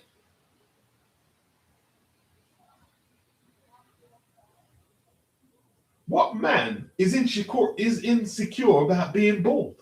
Like, I'm not bald, but if I was, it'd be no big deal. Lots of men go bald. How is he that insecure about being bald? Like, I saw Terence Crawford in the video, says, why he didn't just cut his hair off?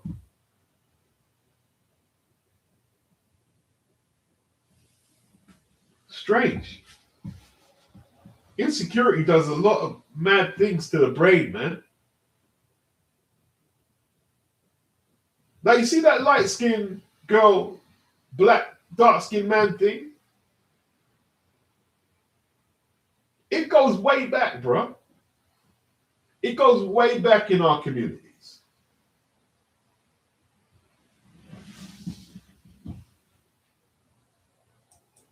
It goes way back.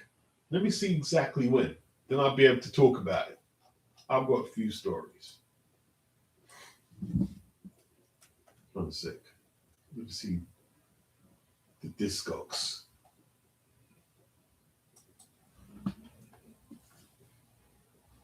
One sec. I want to show you something, man.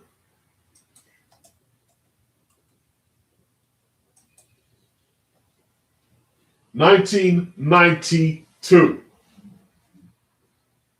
Buju Banton made a song called Love Me Brownie, celebrating light-skinned women, right?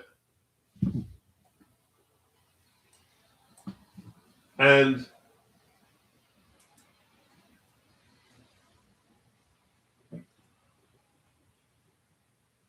let me tell you this, man. We had a business in the hood.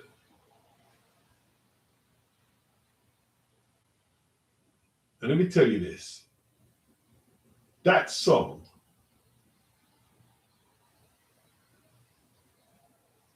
sent people crazy.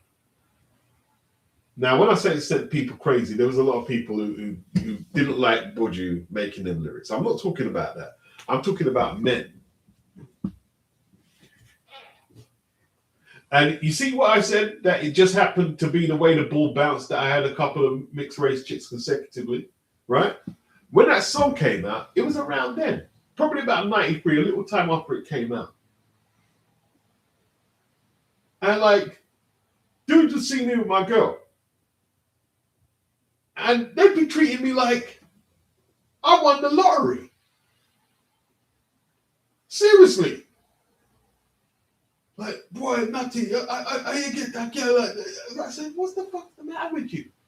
Brownings were like gold. If Browning was a stock in the early 90s, it would have been like Bitcoin, bro. Brownings. They call it Browning coin. And it just made, you know what? It made me realize how simple-minded men are. Men are very simple-minded. Very simple-minded. Browning was turning man crazy. That Browning song by Buju has probably accounted. I haven't got a percentage because I don't know the man. It's probably accounted to at least a ballpark figure of why women are going to bleaching agents and bleaching their skin.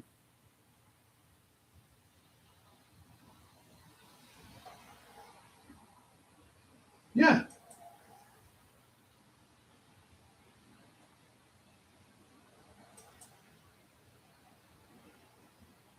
Me love me car, me love me bike, me love me money and thing. But most of all, me love me Browning. Yeah. Yeah. Yeah. Men were arguing because some of the people used to come into the business where we were working. Some of the men there from road, I mean, they'd be in there. And they would be arguing about light skin and dark skin, yeah, like kids, like children. Now, these people weren't my friend. They were someone else in the business's friends. And I nearly got into fights with them, telling them, look, you need to come out talking all that shit in the business. You can't be talking all that shit when we're trying to sell our goods. You need to come out. Yeah, talk to them. That's how you, man. You need to come out the shop, bro. Talking nonsense. See me on the road with my girl staring at me like you want to eat her. Like, these people are savages, bro. Simple-minded idiots.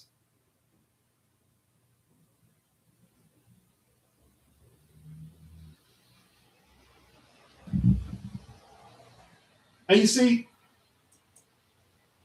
when you see black men on the red pill talking about they don't like black women with weave and this and that, black women have a lot of insecurities.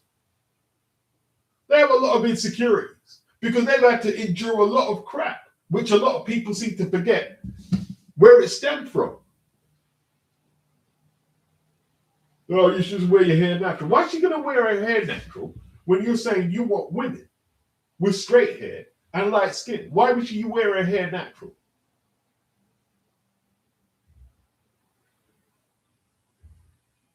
Because before songs like Browning and before that dancehall culture and before a lot of other mitigating factors, black women proudly wore their hair in afros. Nowadays, you see a lot of women wearing dreads, which is a natural hairstyle.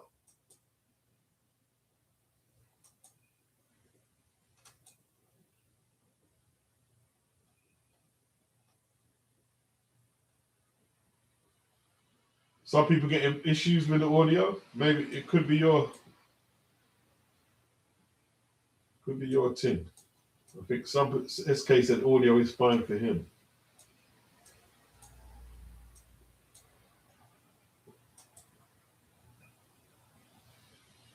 Mr. Tibbs, big yourself up for the super chat. He said a lot of modern women are fine trading off a piece of time, knowing the relationship will ultimately fail, as long as it benefits them financially. Yeah. Pretty much.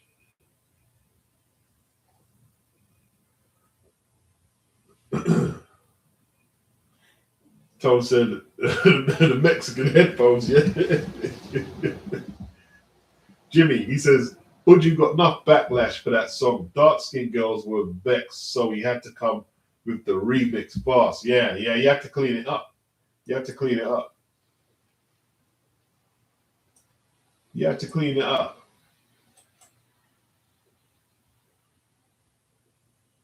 Hey, listen, man. I think it was Big Daddy Kane's song, The Bum Tip. Let me just put that in the search, see if I can find the history. On the bum tip. What was the lyric?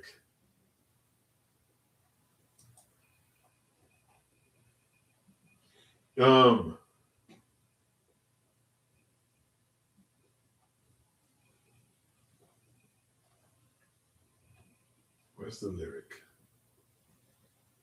Yeah. Let's see if I can bar this up. Now I'm a black brother that's cut to succeed. So step aside as I take the lead. Sexy young ladies of a light-skinned breed. You got what I need. Big Daddy Kane. When he said that bar, a lot of black women, he lost a lot of his support. They weren't happy. They weren't happy. That before. And that was just one bar. That was just one bar in the song. That was in 88. That was just one bar.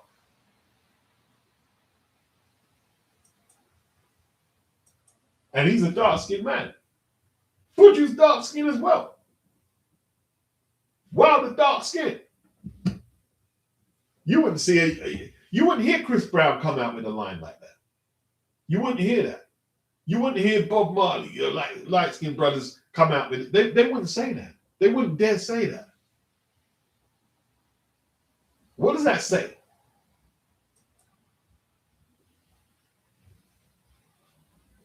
Philip Brave, he says Wilder lost his head. You think Wilder is mentally right for the Derek fight? Or is he gone? Has he just lost the plot?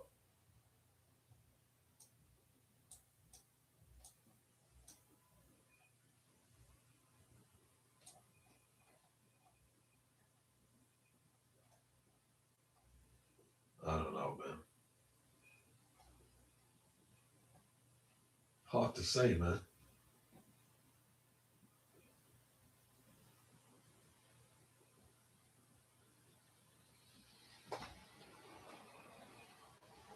I forgot I'm streaming on here, isn't I? Bloody hell.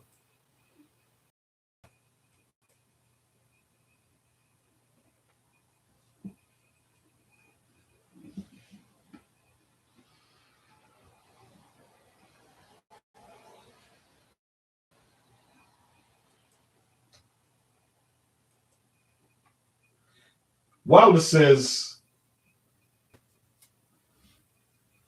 that black people are scared to talk up in the UK because of the consequences.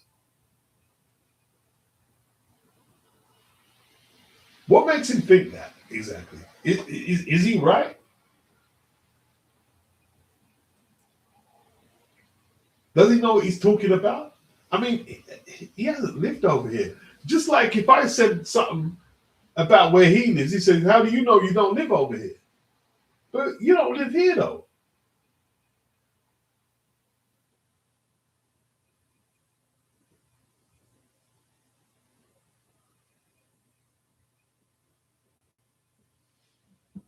And he's making his stereotypes.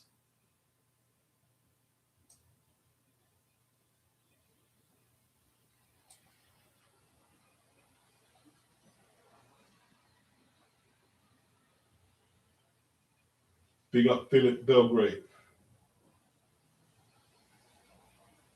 I can see Chisora putting Simon up to it as well. They're friends. I don't think Simon and Derek are friends.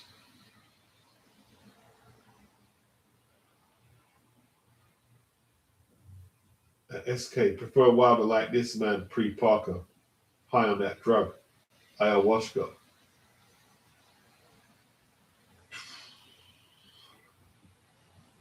Is Wilder right? I don't know. I don't know.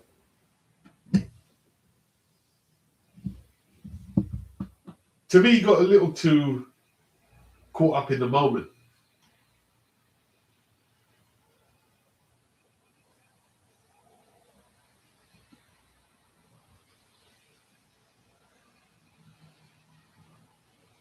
So you think South Alabama could compare to London, UK historical? Never.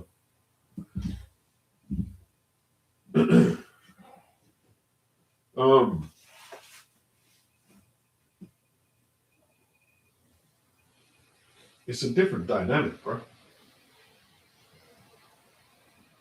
It's a different dynamic. It's a different it's a different ball game, bro.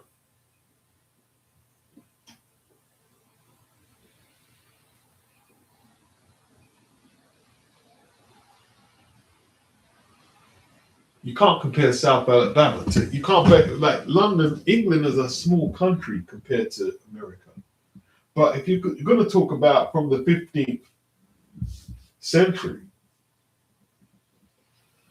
you know,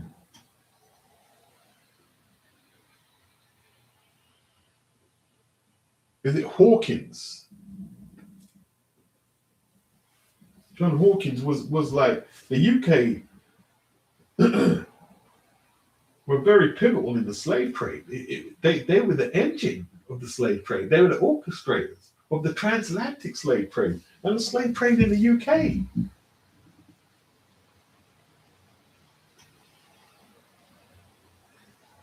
Yeah.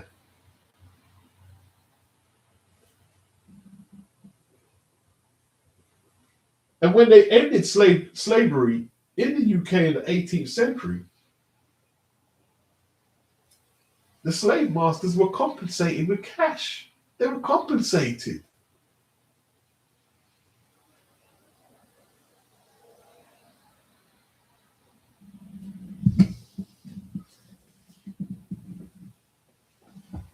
It's a different, I don't know, man. Like, I think a lot of people believe that black people haven't went through anything in the UK. It's not a pissing contest either. It's not a pissing contest.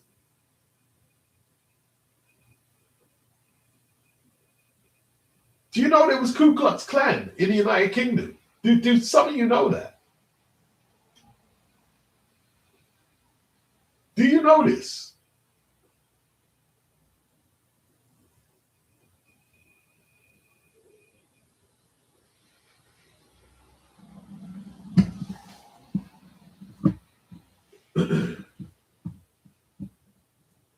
Some people don't know what it was like to live in areas where the National Front were prevalent.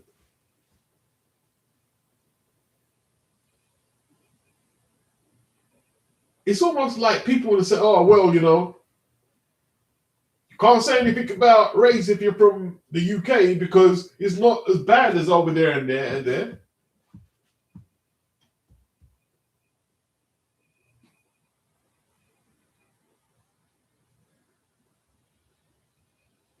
It's not a pissing contest. It's not a pissing contest. I lived in the area in the early 80s where the policeman lost his life. You know how much times me and my friends got stopped about 2 weeks before that riot went off? You know how much times we ended up in the police station? You know how bad it was getting to be a black youth in Tottenham? Do you know how bad it was getting? You're just walking down the street and get pull off the road, pull off street.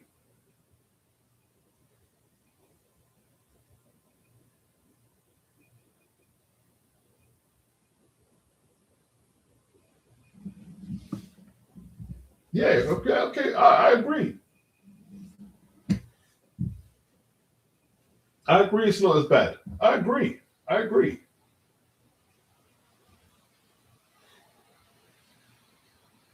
Like Mike says, man, that. Okay. Man never got. I know that. He probably recognized it, but I know when I knew him, he was cool.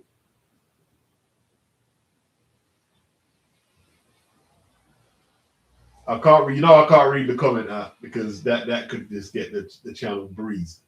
But big up like Mike.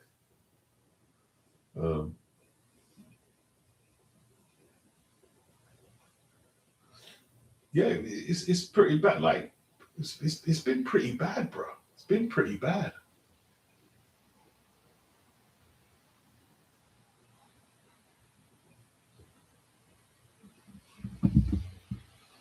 Tony says, I heard Chuck D in an interview imply that black people who immigrated to the UK during the Windrush were sellouts. What was he talking about? Even educated people are capable of gross ignorance. During the Windrush? What we sold out the West Indies?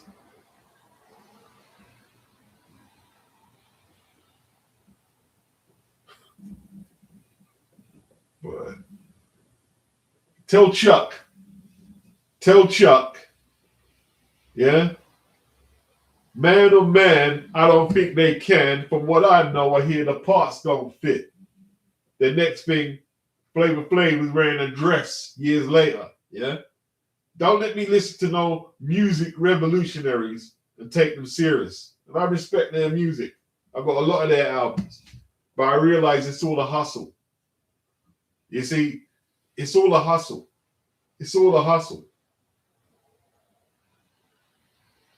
What about when you sold out Professor Griff because he said something about the JEWs when you threw him out the group?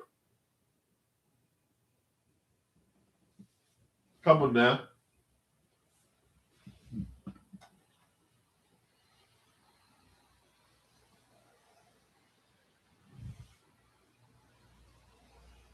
Yeah, he's smoking something, man. that dude smoking something, bro. He's smoking something.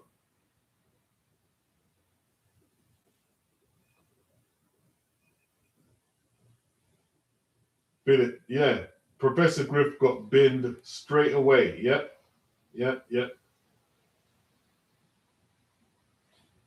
Toad says, yo, Chuck, we got some non-believers out there.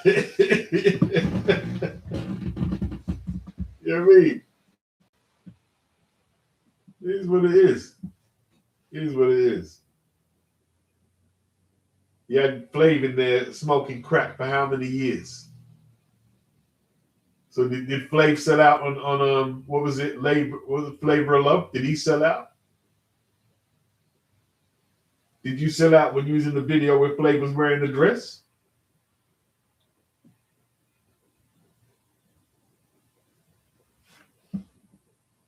Yeah, they were a powerful group. They're a powerful group, Public Enemy.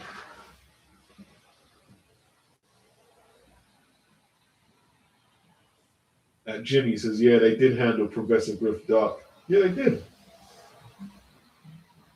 They did.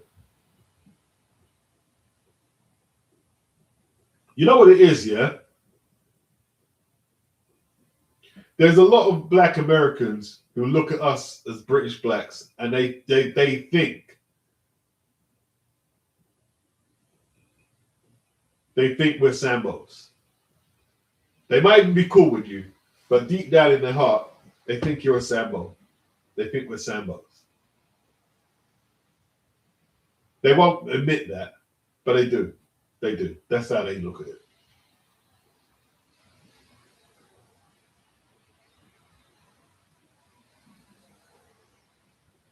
But if you ask them if Tony Yayo and Uncle Murder, near in their 50s, were on an airplane and hit them and Ja Rule, fronting like, yeah, we gonna shake out and all this crap in their 50s on an airplane. Is that not cooning then? Isn't some of what Adrian Broner does cooning? But that's not cooning, is it? That's cool street culture. That's not cooning.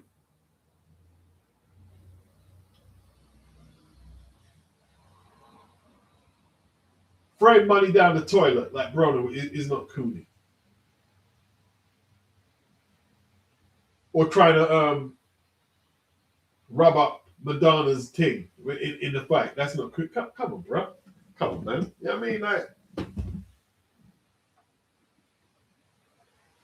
just silly, isn't it? Just immature. It's very immature. Very immature. Very immature.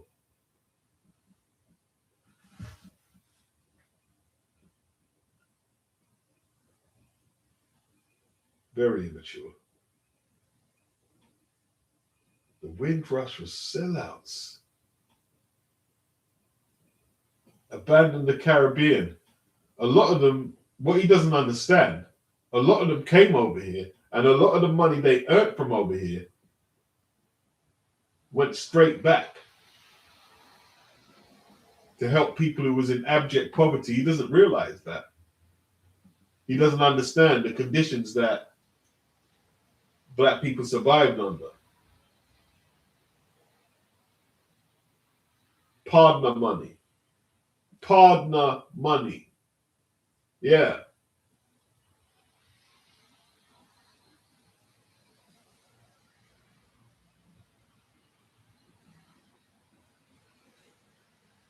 But it's all right. He probably just, had it in his head and it made sense to him.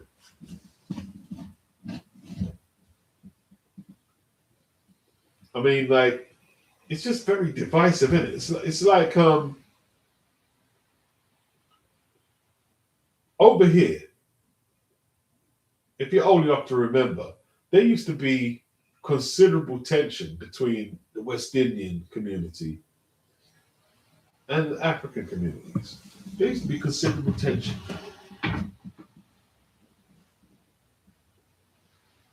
And while I'm not going to say, it's perfect now, I mean, I wouldn't say it's perfect, but it's nowhere near as divisive as FBAs and the Africans out there now. Nowhere near. It's nowhere near on that level. The hatred that both groups have for each other out there.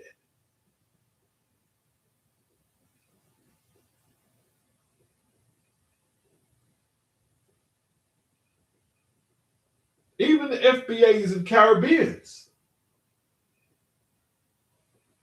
It's something like from a different time. You would have thought, what? So nothing's progressed out there.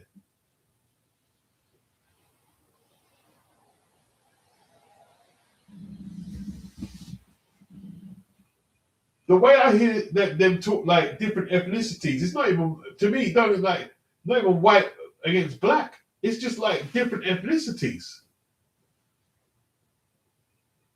Yeah, Jimmy knows. People still sending barrels home to the yard till this day. Yeah, that's right.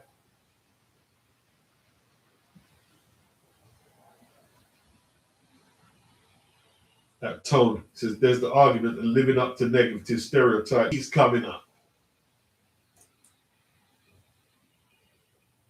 The Tethers. My gosh.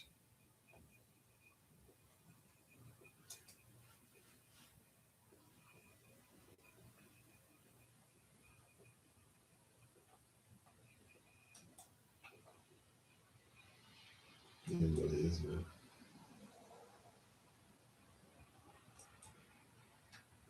They were calling, who were they calling a tether the other day?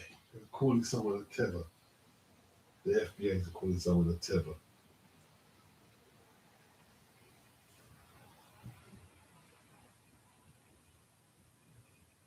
That's what I'm saying. Like it's weird, isn't it? The opinions.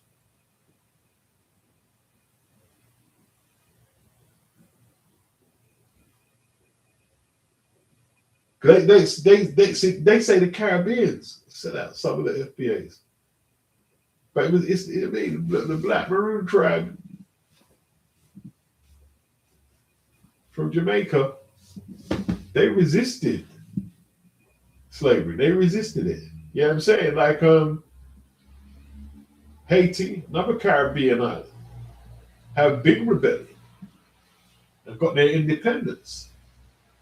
But they think for some reason everyone outside FBA hasn't fought the fight. I don't know where they're getting that idea. I don't know where they're getting it.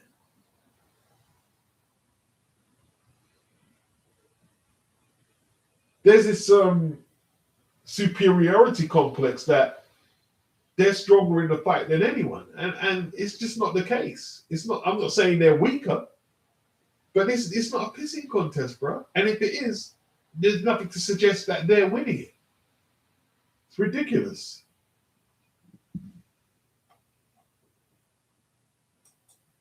Stop the peeing contest for a start. It's going nowhere. It's negative, man.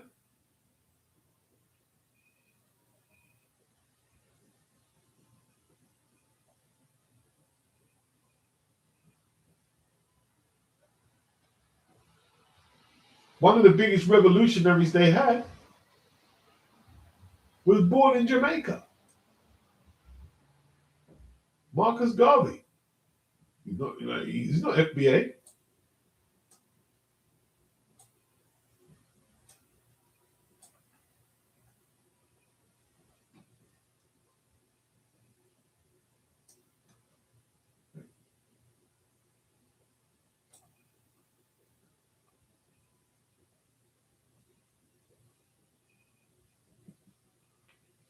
Tone, it's a grift. Yeah, basically. Jimmy says, don't get the FBA started by saying that the Jamaicans had anything at all to do with the creation of rap. Oh, gosh. They wanted to dismiss the Jamaicans' contribution and the Puerto Ricans, which is cool. You know what I mean? Like, hey, listen, right now, they can keep rap, bro. The shit that are coming out of it, they can keep it right now. If it ain't old school, they can keep it. Audio gone? You sure?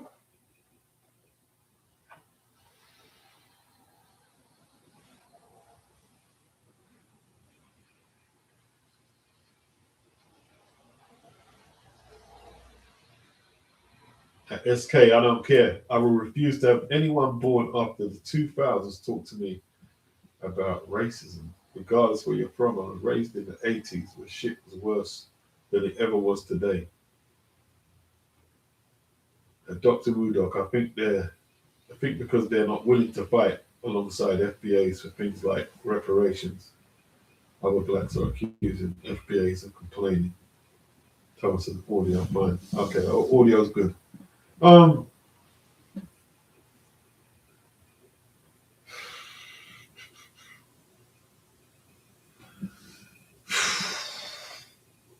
See, the thing is, man, like SK said,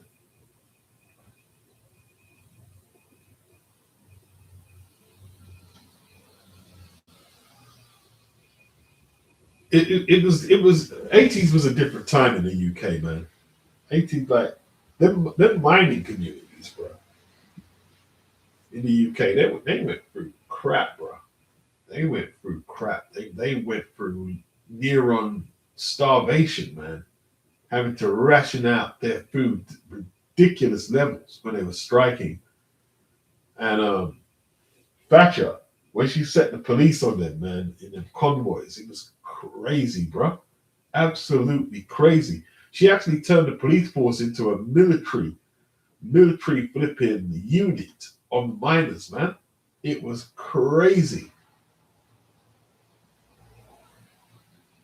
Like Mike, he says, FBA used to being dominated by Okay, supremacy. So now they're trying to be supreme over Africans and Caribbeans. But let's keep it real though. The Africans and Caribbeans are throwing shade at them too. They are throwing shade back. I've seen them throw shade back. You know what I mean? Just like when Caribbeans used to say derogatory things about West Africans, they say a lot of crap about us too. Just ignorance, isn't it? Just a lot of ignorance. Just a lot of ignorance. But I don't see that like in the UK anymore. I don't see that. Oh, you're this and you're that. I don't see that anymore. I don't really see it. I'm not saying, like I say, I haven't got a clue if people are still practicing it. Yeah.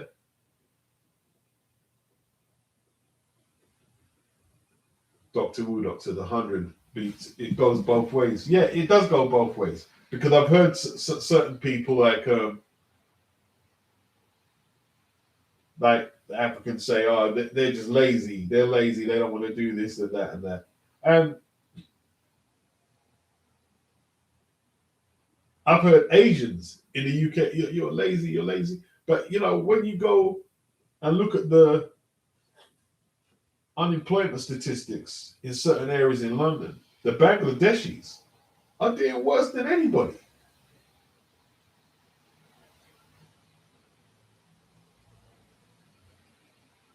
And that's not saying all Indian, because most of them are probably doing better than the Nubians. But the Bangladeshi in particular are struggling. So it's basically people like trying to kick everyone down once they think they're up a level, isn't it? Everyone's trying to kick someone down. K dots goes. I think most young people, I don't think most people young have the stomach for striking in this new age. No, not at the level they were in the 80s. Not at the level they were back then. That was just different level resistance. Different level. Like I saw this program, man, about the miners. It was a few years back. I'm Mike. I didn't realize it was as bad. Like I always knew it was bad, but when you see the program, you're just, oof, this ain't no joke. And these are white communities which are desolate now, which haven't recovered from up till today. They haven't recovered.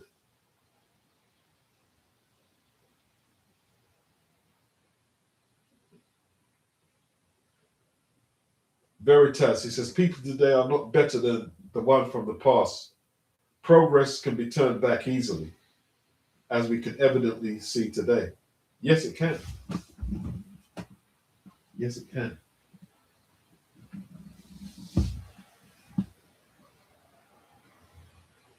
Crazy, man. Big up Like Mike for the super chat. All the super chatters, the people hitting the like button, hit the like, hit the like, hit the like.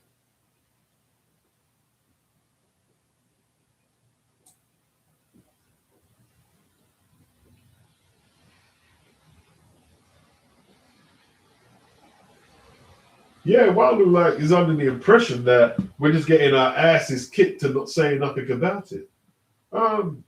Perhaps maybe it's just the case that it has eased up maybe quite a bit over here. Actual racism, but then again, the Windrush scandal is something that the media don't like to touch on, and I know they don't like to touch on. I have evidence of that. Right? The Windrush scandal. They're trying to say it started in the late part of the no, it's been going on forever. The Windrush scandal.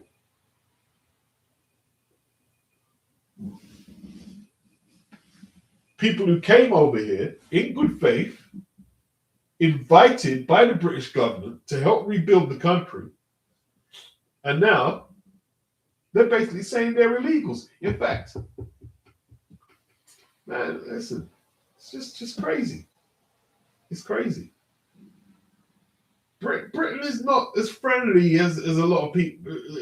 See what people don't understand, man, is that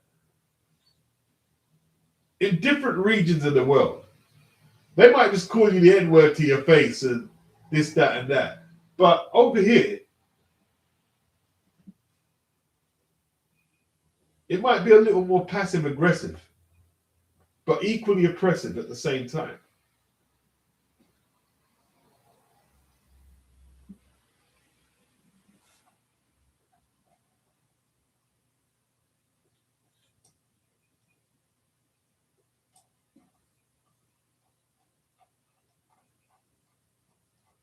What's the time now? Very stuff. Without owning independent infrastructure and having the power to protect it, will become dangerous.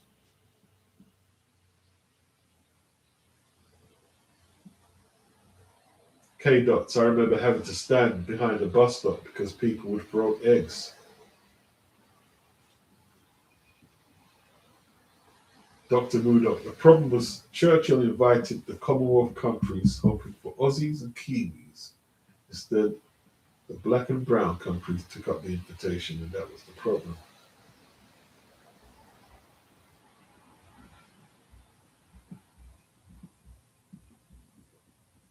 I don't know about that. You've probably got a point, but yeah, okay.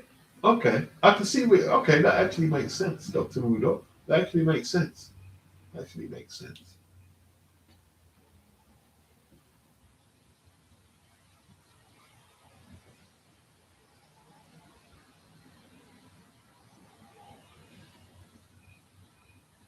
Oh yeah, it needed rebuilding. I'm just thinking about what Chuck D said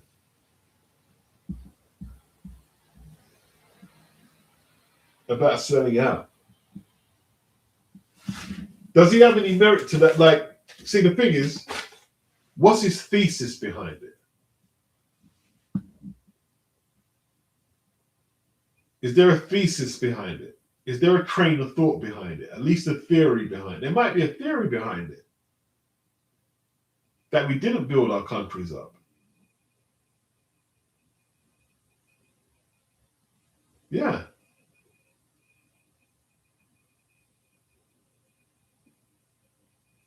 Because what you have to understand, man,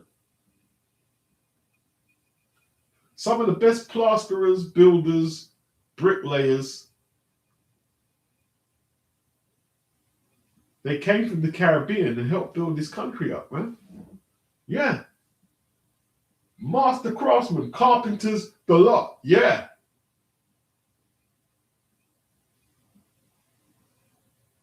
At SK, where did Chuck D say this? You'd have to ask Tone. Tone probably might have heard it in an interview.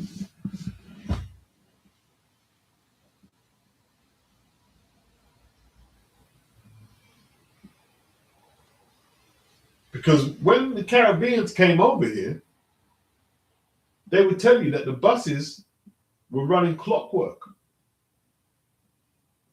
The NHS, a lot of the sisters were upgraded to matrons on the ward.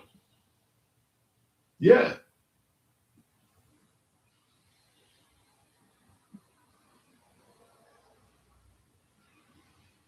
Yeah.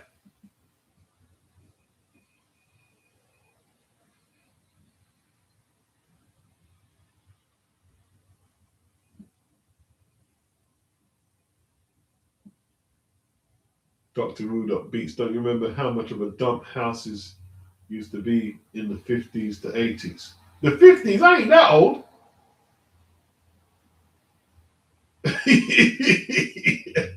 I'm not that old, bro. I mean, I can't go back that far. I could go 80s. I could go 70s.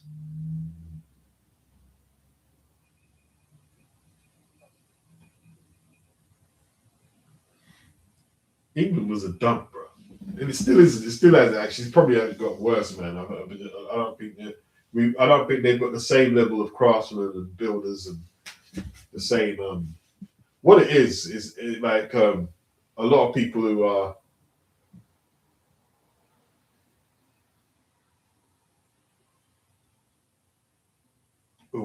in council apartments or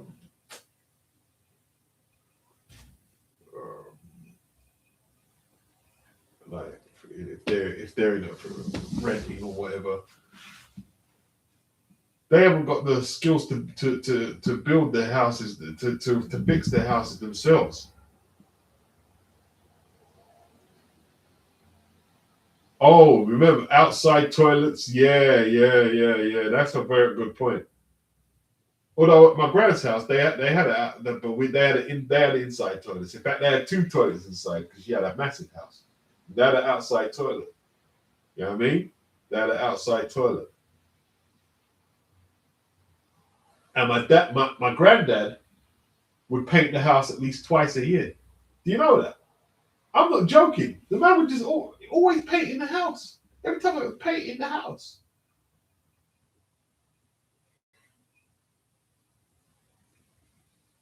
Then you go out in the back garden, man growing lettuces, tomatoes, and all types of stuff in the back garden. Yeah.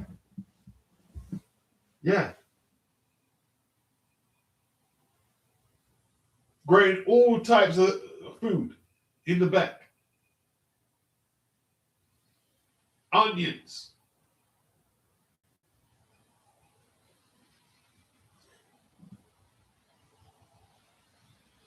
Man growing food in a big back garden.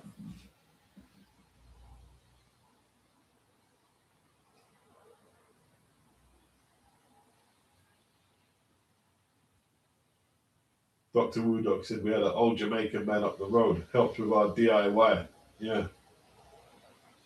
That's what I'm saying. People were a lot more house proud back then. A lot more house proud.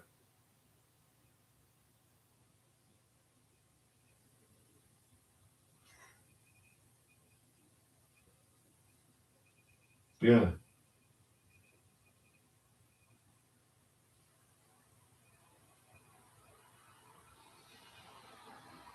Oh, you mean documentaries? All right, I hear what you're saying.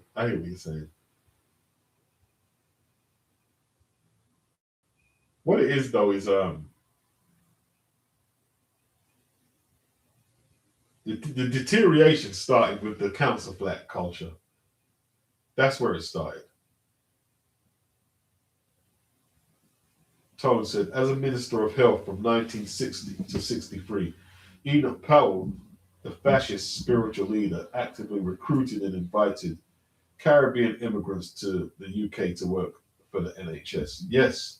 Then after he started the Rivers of Blood speech, when his government invited the Caribbeans or Caribbeans over. Yeah.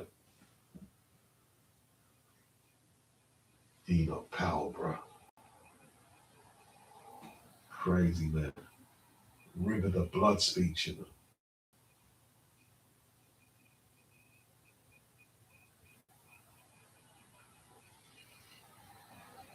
The council flat culture.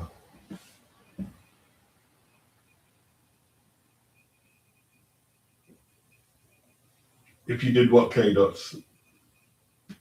I don't think. Are you allowed to grow? Someone said you're not allowed to grow fruit and veg in your yard, in your back garden. That's not true, is it?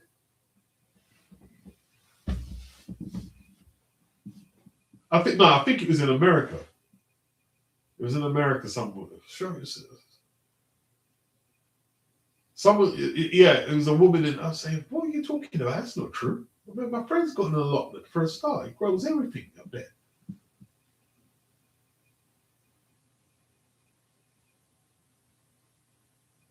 Parsnips.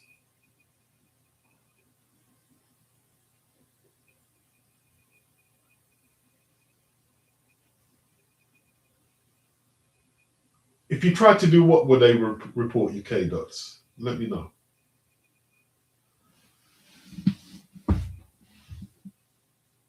Jimmy said, over here, my granddad had rabbits and chickens in the back garden at one time. My dad have a chow tree over here. See, that's another thing. Before our time, that was quite common that people had livestock in their gardens in the UK. Not everywhere, but it was quite common. Yeah.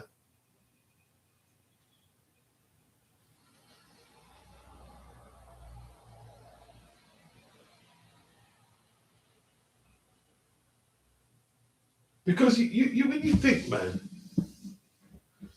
when you think about certain things, bro, because even I buy water and I can't get out of the habit, yeah? I buy a bloody 6 litre packet of water every week. Can't get out of the habit. Since when did humans have to pay for water? Now, I'm not talking about using it for your kitchen and your bathroom. That's different because the whole system has to be paid for. The irrigation that has to be paid for. Fair enough. But drinking water, pay like how much do they make a year from people buying water?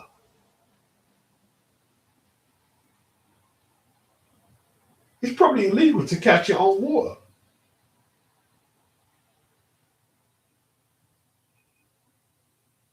That's crazy. Even stuff like fruit, paying for fruit, which grows. Listen, it grows naturally on trees. That's why they're probably cutting down a lot of the greenland. It grows naturally on trees. And from out the ground, a lot of the vegetation. We have to pay for it. God don't make mistakes, bro. Don't make no mistakes. There's enough food to feed the whole planet, but yet famine, starvation, and food banks. Something's wrong, bro. Something's gone major wrong. Major wrong.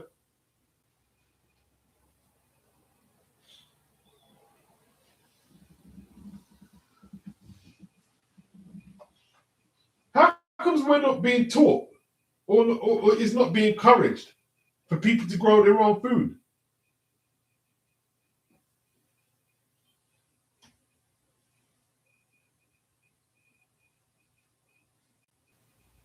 £6 bloody, mate.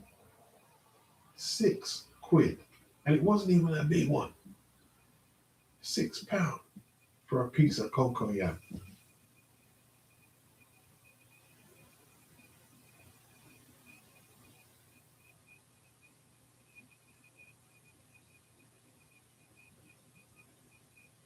People not being encouraged to cook. Everything is it's a madness, bro. From the Uber, from the processed foods to the fast food establishments.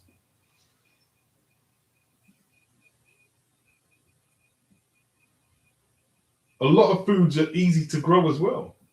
Potatoes are dead easy to grow. Potatoes and parsnips and stuff. Most women you date women. See, this is why the red pill is fake. No one dates women expecting them to cook. Even you don't have to cook, or you just eat on the road and eat takeaway. Nobody dates women. Oh, you better be able to cook. No one does that. No one does that no more.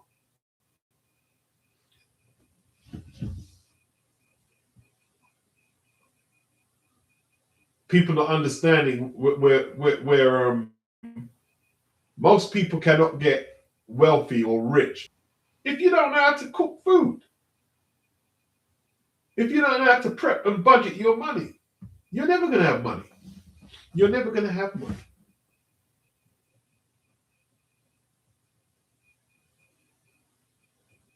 House at least 3-4 days of the week, you're never going to have money.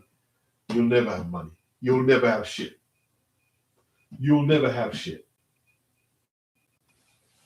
Got to leave your debit card in your yard. Take it out.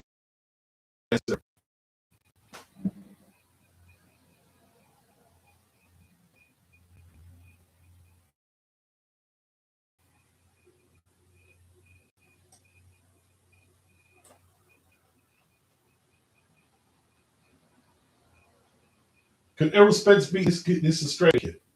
Who's going to win that fight? Anyone else think that Errol Spence is going to get knocked out?